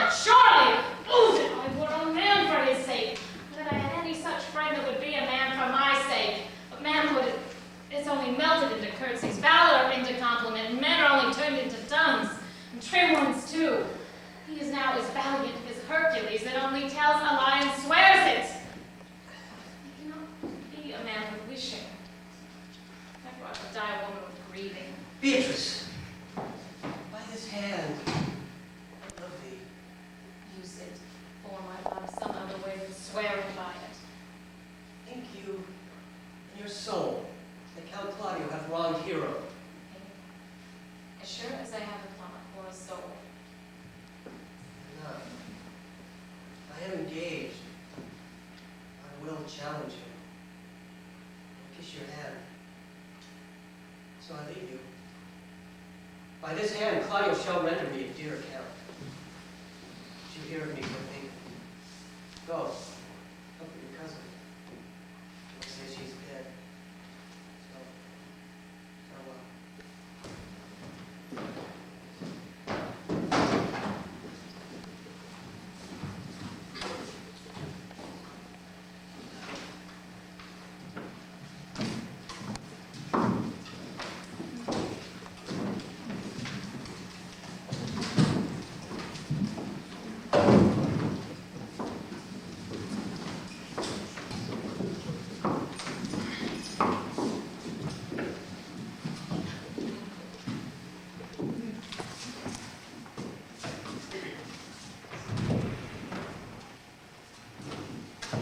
Is our whole assembly appeared? Oh, a stool and a cushion for the sexton. Who'll be the malefactor? Mary, that am I and my partner. Nay, that's for certain. We have the exhibition to watch.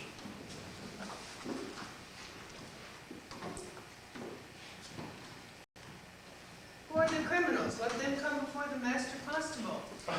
Mary, let them come before me. What is your name, friend? Borachio.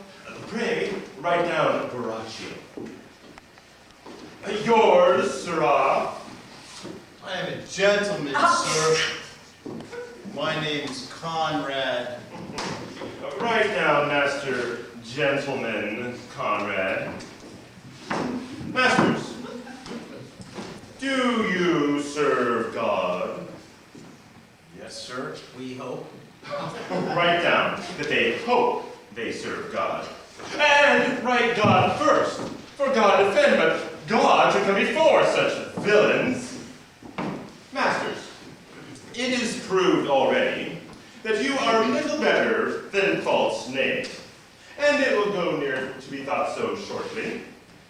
How answer you for yourselves? Harry, sir, we are none.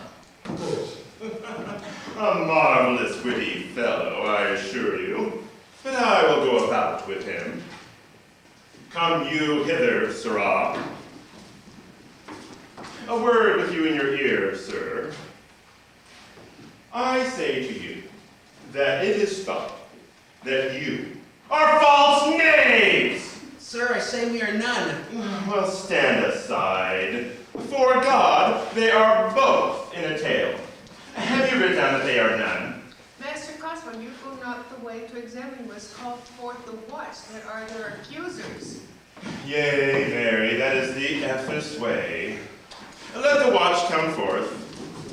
Masters, I charge you in the prince's name, accuse these men. This man, sir, said that Don John, the prince's brother, was a villain. Oh, the prince's brother a villain? Why, that's flat perjury to call the prince's brother a villain. Master Constable. Peace, fellow, I pray you. I do not like that look, I promise you. What heard you him say else? Mary, that he received 1,000 ducats of Don John for accusing the lady hero of wrongful. Oh, flat burglary, as ever was committed. Yeah, by mass it is. What else, fellow? And that Count Claudio, upon his words, would disgrace Hero before the whole assembly and not marry her. Oh, villain. Thou shalt be condemned to everlasting redemption for this. What else? This is all. And this is no more than you can deny.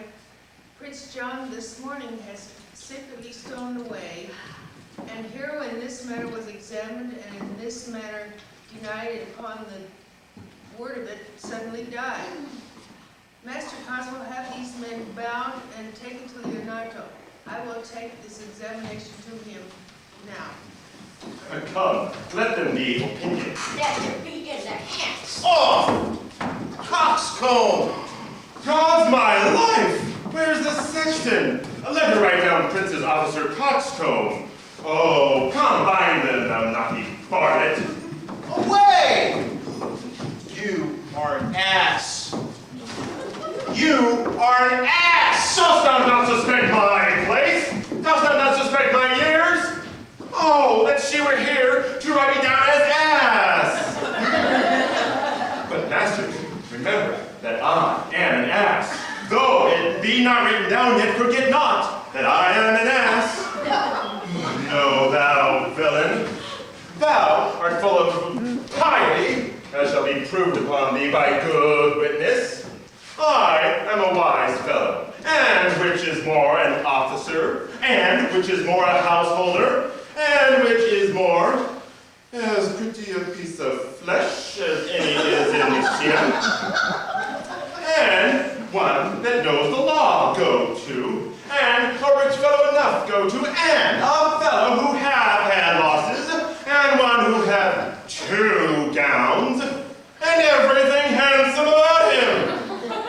Oh, bring him away. Oh, that I had been written down as ass.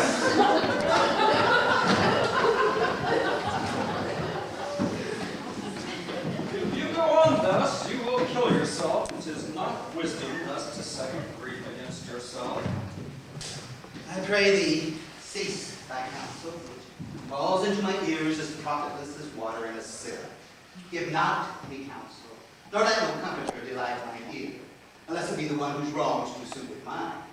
Bring me a father that so loved his child, whose joy of her so overwhelmed like mine, and let him speak the patience. Measure his woe the length and breadth of mine, and let him answer every strain, for strain is thus for thus, and such a grief for such, and every lineament, branch, shape, and form. If such a one will smile and stroke his beard, and take sorrow away, cry when he should groan, and patch grief with proverbs, make melancholy drunk with candle wasters, then bring yet such a one to me, and I from him will gather patience. But there is no such man, for brother, men in counsel that speak comfort to that grief which they themselves not feel. But having tasted it, their counsel turns to passion, which before would give preception of medicine to rage, fetter strong madness in silken thread, charm hate with air, and agony with words. No, no, 'tis all men's office to speak patience to those who reign under the load of sorrow. But no man's virtue nor sufficiency, but he's so moral when he shall endure like himself. Therefore, give me no counsel. My griefs speak louder than adversity. Oh, therein do men from children nothing differ. I pray thee, peace will be flesh and blood. For there was never philosopher yet that could endure the toothache patiently, however they have writ the style of gods, and made a push at chance and sufferance. Yet then not all the harm against yourself, make those that do it that do suffer too. Oh, there now thou speakest wisdom. Nay, that I will do. For my soul tells me my hero is belied, and that the prince shall know, and Claudio shall know, and all those who thus dishonor. Here comes the prince and Claudio hastily.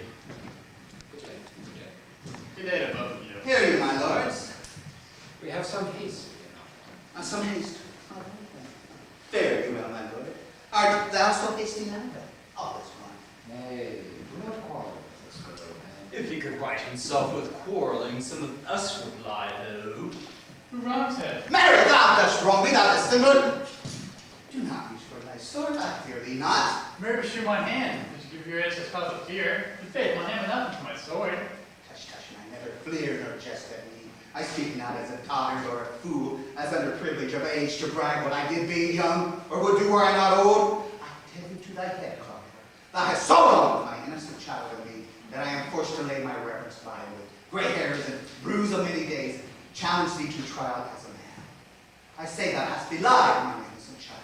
Thy slander has gone through and through her heart until she lies buried with her ancestry. Yea, the tomb where never scandal slept, said that of hers, framed by thy villainy. My Thine, Claudio, thine, I say. You say no my lord. I'll prove it on his body if he did, despite his fine fence, his ashy practice, his May of youth and bloom of lusty birth. Away, I'm not the... Dost thou doubt me so? Thou hast killed my child! Thou killest me, boy, thou shalt kill a man! And shall kill two of us.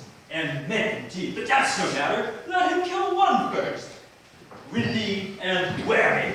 Come follow me, boy. Sir boy, come follow me. Ah, nay, I shall whip you from your flying fence as I am a gentleman, I will. Brother. Content yourself. God knows I love my niece, and she's dead. Slaughtered to death by villains who would dare as well answer a man indeed as I would dare to take a serpent by the tongue. Boys, apes, braggarts, jacks, milksops. Brother Anthony. Content what man I know them, yea, and work my way even to the utmost scribble. Outfacing fashion monkey boys with loy and cog and flout, depraved and slander. Go antically and show outward hideousness. And speak out half a dozen dangerous words how they might hurt their enemies if they durst, and that is all. Come, 'tis no matter, do not meddle. Let me deal with this. Gentlemen both, we will not wait your patience. My heart is sorry for your daughter's death, but on my honor she was charged with nothing but what was true and very full of proof. My lord, my lord. I will not hear you. No. Come, brother, away. I will be heard. And shout, or some of us will smart for it. See, here comes the man you went to seek. Now, Signor, what news? Good day, my lord. Welcome, Signor. You are almost come to part almost afraid. I almost had like the fat or two noses snapped off and 2 old men without teeth. Leonardo and his brother, what thinkst thou? When we fought, I doubt you should have been too young for them. In a false quarrel, there is no true valor. I came to seek you both. We have been up and down the sea thief. We're a high-proof melancholy, and would fain have it beaten away. Wilt thou use thy wit? Is it my scabbard? Shall I draw it? Dost thou with thy wit by thy side? Never any did so. Though very many even beside thee wit. Oh, I bid thee, draw, as we do the minstrels. Draw to pleasure us. I am an honest man. He looks pale. Art thou sick or angry? Courage, man, wilt thou care kill the cat? Thou hast metal enough indeed to kill care. Sir, I shall meet your wit in the career, and you charge it against me. I pray you, choose another subject. By this light, he changes more and more. I think he be angry indeed. If he knows how to turn his girdle. Shall I speak a word in your Question ear? from a challenge. You are a villain. I jest not. I will make it good how you dare, with what you dare, and when you dare. Do me right, or I will protest your cowardice. You have killed a sweet lady, and her death shall fall heavy on you. Let me hear from you. Well, I'll meet you, so I may have good cheer. What? A feast, a feast! In faith, I thank him. He hath bid me to a castle in the Capen, for the which I do not carve most curiously. Send my knife's not. Shall I not find a woodcock too? Sir, your wit ambles well, it goes easily. I'll tell thee how Beatrice praised thy wit the other day. I said thou hadst a fine wit. Great, she said. A fine little one. Nay, said I, a great wit. Just, said she, a great gross one. Nay, said I, a good wit. True, said she, it hurts nobody. Nay, said I, the gentleman is wise. Certain, said she, a wise gentleman. Nay, said I, he hath a tongues. That I believe, said she, for he swore a thing to me on Sunday night, which he forswore on Monday morning. There's a double tongue, there's 2 tongues. Thus did she an hour together transhape that particular virtues. Yet at last, she concluded with a sigh, I was the properest man in Italy. For which she wept heartily and said she cared not. Yea, that she did. But yes, for all that, if she did not hate him deadly, she would love him dearly. The old man's daughter told us all. Oh, moreover, God saw him when he was hid in the garden. But when shall we set the savage bull's horns on the sensible Benedict's head? Yea, the text underneath. Here dwells Benedict, the married man. Fare you well, boy. You know my mind. I will leave you now to your gossip-like humor. You break jest as braggarts do their blades, which, God be thanked, hurt not. My lord, for your many courtesies I thank you. I must discontinue your company. Your brother the bastard has fled from Messina. You have among you killed a sweet and innocent lady. For my lord Blackbeard there, he and I shall meet. Till then,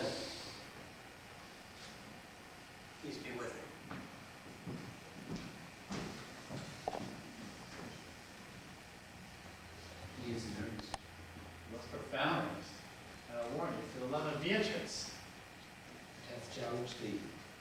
Sincerely. A pretty thing a man is when he goes in his doublet and hose and leaves off his wit. Said a giant to an ape, but then does an ape a god for such a man? Soft. You pluck up my heart and be sad. Did he not say my brother was bad? Come you, sir. If justice shall not tame you, she shall never weigh more reasons in her balance. Nay, and you be a cursing hypocrite, once you must be looked to. Oh no, two of my brothers men bound, Borachio one. Hearken after offense, my lord. Officers, what offense did these men die? Marry, sir, they have committed false reports. Moreover, they have spoken untruths. Secondarily, they are slanderers. Sixth and lastly, they have belied a lady. Thirdly, they have verified unjust things. And to conclude, they are lying knaves. First, I ask thee what they have done. Thirdly, I ask thee what's their offense. Sixth and lastly, why they are committed. And to conclude, what should they do their job? Rightly reason, and his own division. How much else is one meaning false suited? Masters, whom have you offended that you are thus bound to your answer? This learned constable is too cunning to be understood. What's your offense? Sweet prince, let me go no farther than mine answer. Do you hear me? Let this count kill me. I have deceived even your very eyes. What your wisdoms cannot discover, these shallow fools are brought to light. Who in the night overheard me confessing to this man, how Don John, your brother, incensed me to slander the lady hero. How you were brought into the orchard and saw me court Margaret in hero's garments. How you disgraced her when you should marry her. My ability to have upon record, which I'd rather seal with my own death than to repeat over to my shame. Runs not this speech like iron through your blood? Drink poison lost and arrogance. But did my brother set thee on to this? Yea, and paid me richly for the practice of it. He is composed and framed of treachery, and fled is he upon disability.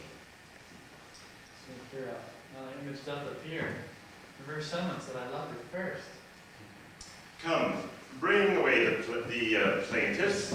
By this time, our sexton hath reformed Signor Leonato of the matter.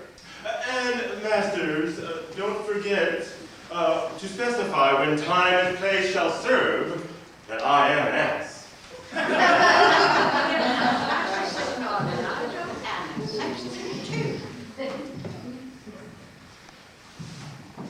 Which is the villain?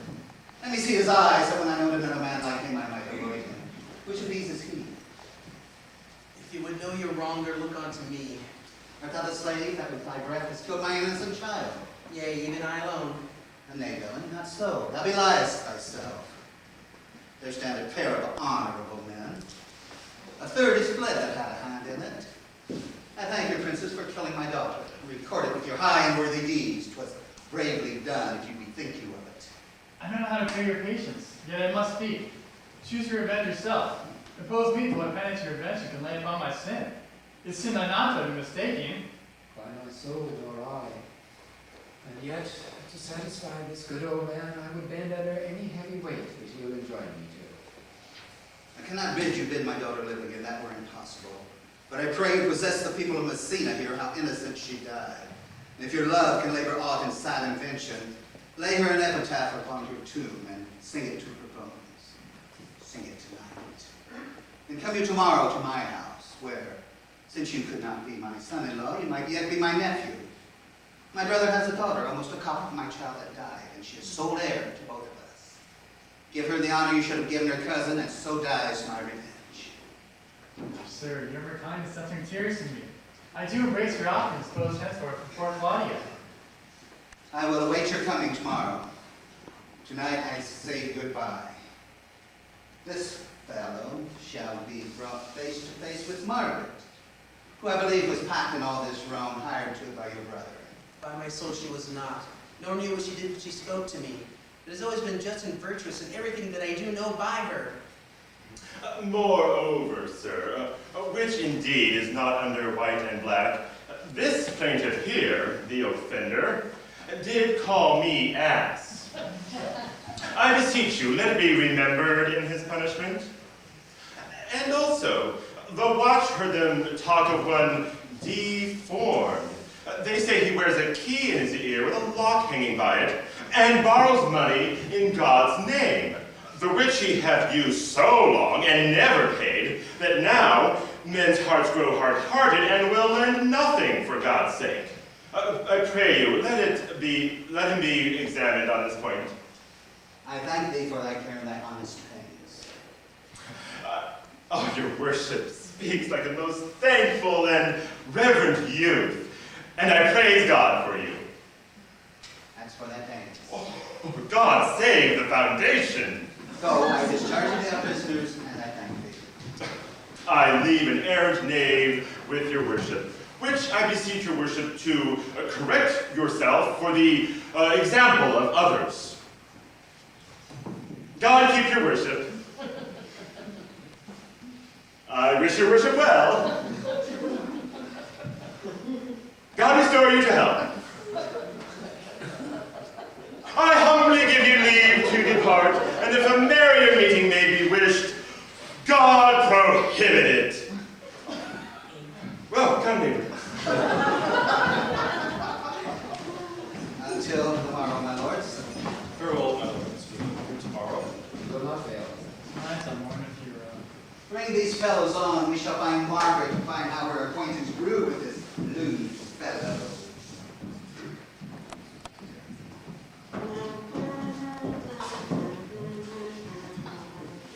Oh, pray, sweet Mistress Margaret, deserve well at my hands by helping me to the speech of Beatrice.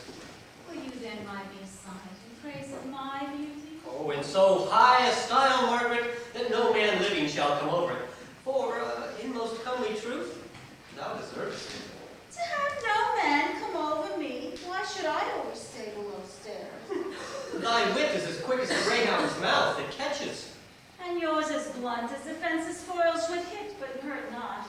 A most manly wit, Margaret. It will not hurt a woman. So I pray thee, call, Beatrice. I give thee the bucklers. Give us the swords. We have bucklers of our own. If you use them, Margaret, you must put in the pikes with a vice, and they are dangerous weapons for maids. I will call Beatrice to you, who I think hath legs. And therefore will come. The God of love that sits above and knows and knows and knows me, how pitiful I deserve. I mean in singing. But in loving, oh, Leander, the good swimmer, Troilus, the first employer of panders, and a whole book full of these quondam carpetmongers whose names yet run smoothly in the even road of a blank verse. Why, they were never so truly turned over and over as my poor self in love. Mary, I cannot show it in rhyme. I have tried. I can find no rhyme to lady, but baby, an innocent rhyme. For scorn, horn, a hard rhyme. For school, fool, a babbling rhyme. Very ominous endings. No, I was not born under a rhyming planet, nor I cannot woo in festival terms. Sweet Beatrice, wouldst thou come when I call thee? Yes, Signor, depart when you bid me. Oh, stay but till then. And spoken very well now. And yet there I go looking for that I came, which is knowing what has passed between you and Claudio. Only foul words, and thereupon I will kiss thee. Yeah, foul words is but foul wind, and foul wind is but foul breath, and foul breath is noisome, therefore I will depart unkissed. Thou hast frighted the word out of its right sense, so forcible is thy wit. But I must tell thee plainly, Claudio undergoes my challenge, and either I must shortly hear from him, or I will subscribe him a coward. And I pray thee, tell me, for which of my bad parts did thou first fall in love with me? For them all together, which maintain so politic a state of evil that they would not admit any good part to intermingle with them. But for which of my good parts did you first suffer love from me? Suffer love, a good epithet. I do suffer love indeed, for I love thee against my will. In spite of your heart, I think. Alas, poor heart, if you spite it for my sake, I will spite it for yours. For I cannot love that which my friend hates. Thou and I are too wise to move peaceably. It appears not in his confession. There's not one wise man among 20 that will praise himself. In old instance, Beatrice, that lived in the time of good neighbors, if a man do not erect in this age his own tomb ere he dies, he shall live no longer in monument than the bell rings and the widow weeps. And how long is that, think you? A question? Why, an hour in clamor and a quarter in room. Therefore, it is most expedient for the wise, if Don Worm, his conscience, find no impediment to the contrary, to be the trumpet of his own virtues, as I am to myself. Yes, well, so much for praising myself. I myself will bear witness as praiseworthy. Now tell me, how doth your cousin? Very ill. And how do you? Very ill, too. Serve God, love me, and men. Madam. Oh, there will I leave you too, for here comes one in haste. You must come to your uncle in yonder's old coil at home. It is proved, my lady, Hero hath been falsely accused, and the Prince and Claudio mightily abused, and Don John, the author of all, has fled and gone. Will you come presently? Will you go here as soon as Signor? I will live in thy heart, die in thy lap, and be buried in thy eyes. And moreover, I will go with thee to thy uncle's.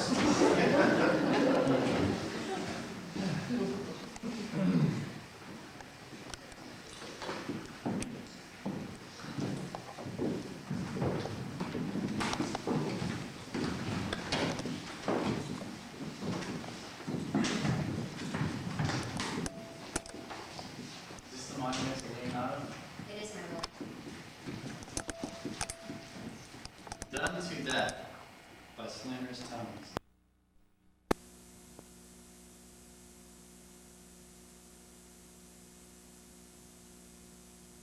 Phoebus round about, dappled as the drowsy mist with spots of gray. Next to you, there you go. More I just Come, that is nice. Put on other weeds, and then lay an olive as you go. I'm going to look your issue speeds and put it as well.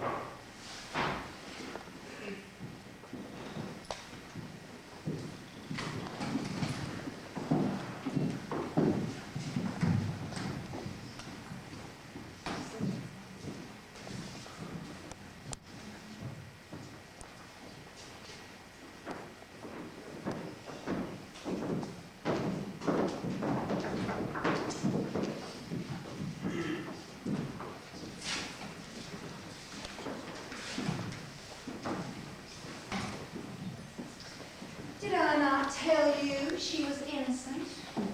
So are the Prince and Claudio who accused her upon the error that you heard debated. But Margaret was at some fault in all of this, although against her will, as it appears, in the true course of all the question. Well, I'm glad all things sort so well. And so am I, being else by faith enforced to call young Claudio to a reckoning for it. Now, daughter, and you gentlewomen, all withdraw into a chamber by yourselves, and when I send for thee, come hither masked. The Prince and Claudio have promised by this hour to visit me.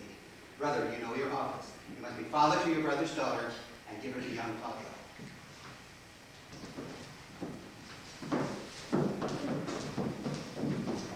Friar, I must entreat your pains, I think, To do what, Signor? to bind me, or undo me, one of them. Signor Leonardo, truth it is, good senior, your niece regards me with an eye of favor. Now that I my daughter lent her, 'tis most true. And I do with an eye of love requite her. The sight whereof you had, I think, from me, from Claudio and the Prince, but what is your will? Your answer, sir, is enigmatical. But for my will, sir, my will is your good will, may stand with ours, this day to be conjoined, in the estate of honorable marriage, in which, good friar, I will desire your help. My heart is with your liking. And with my help. Here come the Prince and Claudio. Good morrow to this fair assembly. Good morrow, Prince. Good morrow, Claudio. We here attend you. Are you yet determined to marry my brother's daughter this day? Hold my mind. Brother, send them forth. The friar is ready here. Good morrow, Benedict. Why, what's the matter that you have such a February face, so full of frost and storm and cloudiness? I think he thinks upon the savage bull. Tush, fear not, man. We'll tip thy horns with gold. And all Europa shall rejoice at thee, as once Europa did that lusty Jove, when he would play the noble beast in love. Bold Jove, sir, had an amiable low, and some such strange bull leaped your father's cow, and got a calf in that same noble feat. Much like to you, for you have just his bleat. Who does that owe you? Here comes other refugees. Which is the lady I must seize upon? The same as she, glad to give you her. Why, then she's mine. Sweet. Let me see your face. No, that you shall not until you take her hand and swear before the friar you're to marry her. Give me your hand before this holy friar. I'm your husband if you like it, me. And when I lived, I was your other wife. And when you loved, you were my other husband. Another hero. Nothing certainer. One hero died defiled, but I do live. And surely as I live, I am a maid. The former hero that is dead. She died but whilst her slander lived, my lord. All this amazement cannot qualify when then after the holy rites have ended, I'll tell you largely of fair heroes dead. Meantime, let one to seem familiar, and presently let us to the chapel. Oh, soft and fair, friar. Which is Beatrice? I answer to that name. What is your will? Do not you love me? Why, no. No more than reason. Why, then your uncle and the Prince and Claudio have been deceived, for they swore you did. Well, do not you love me? Why, no. No more than reason. Why, then my cousin, Margaret, and Ursula are much deceived, for they did swear you did. They swore you were almost sick for me. They swore you well nigh dead for me. 'Tis no such matter. Then you do not love me. No, truly, but in friendly recompense. Come, cousin, I'm sure you love the gentleman. And I'll be sworn upon that he loves here. For here's a paper written in his own hand, halting sonnets unto your reign, fashioned to Beatrice. And here's another written in my cousin's hand, stolen from her pocket, containing her affection unto Benedict. A miracle! Here is our own hands against our hearts. Come, I will have thee. But by this light, I take thee for pity. I would not deny you by this good day I yield upon great persuasion, and partly to save your life, for I was told that you were in a consumption. Peace, I will stop your mouth. How dost thou, Benedict, the married man? I'll tell thee what, Prince. A college of wit crackers cannot flout me out of my humor. Dost thou think I care for a satire or an epigram? No. Since I do purpose to marry, I shall think nothing to any purpose that the world could say against it, and therefore never flout at me for what I have said against it. For man is a giddy thing. And this is my conclusion. For thy part, Claudia, I did think to have beaten thee, but in that thou art like to be my kinsman, live unbruised, and love my cousin. I well hope thou would deny Beatrice, then it might have come to thee out of thy single life, and maybe a double dealer. Which I have questioned thou wilt be if my cousin do not look exceedingly narrowly to thee. Come, we are friends. Let's have a dance so we are married, that we may lighten our own hearts and our wives' heels. We'll have dancing afterward. First of my word, therefore play music. Prince, thou art sad. Get thee a wife. Get thee a wife. There is no staff more reverend than one tipped with horn. Your brother John is ta'en in flight, and brought with armed men back to the sea. Think not on him until tomorrow. I'll devise thee brave punishments for him. Strike up, pipers!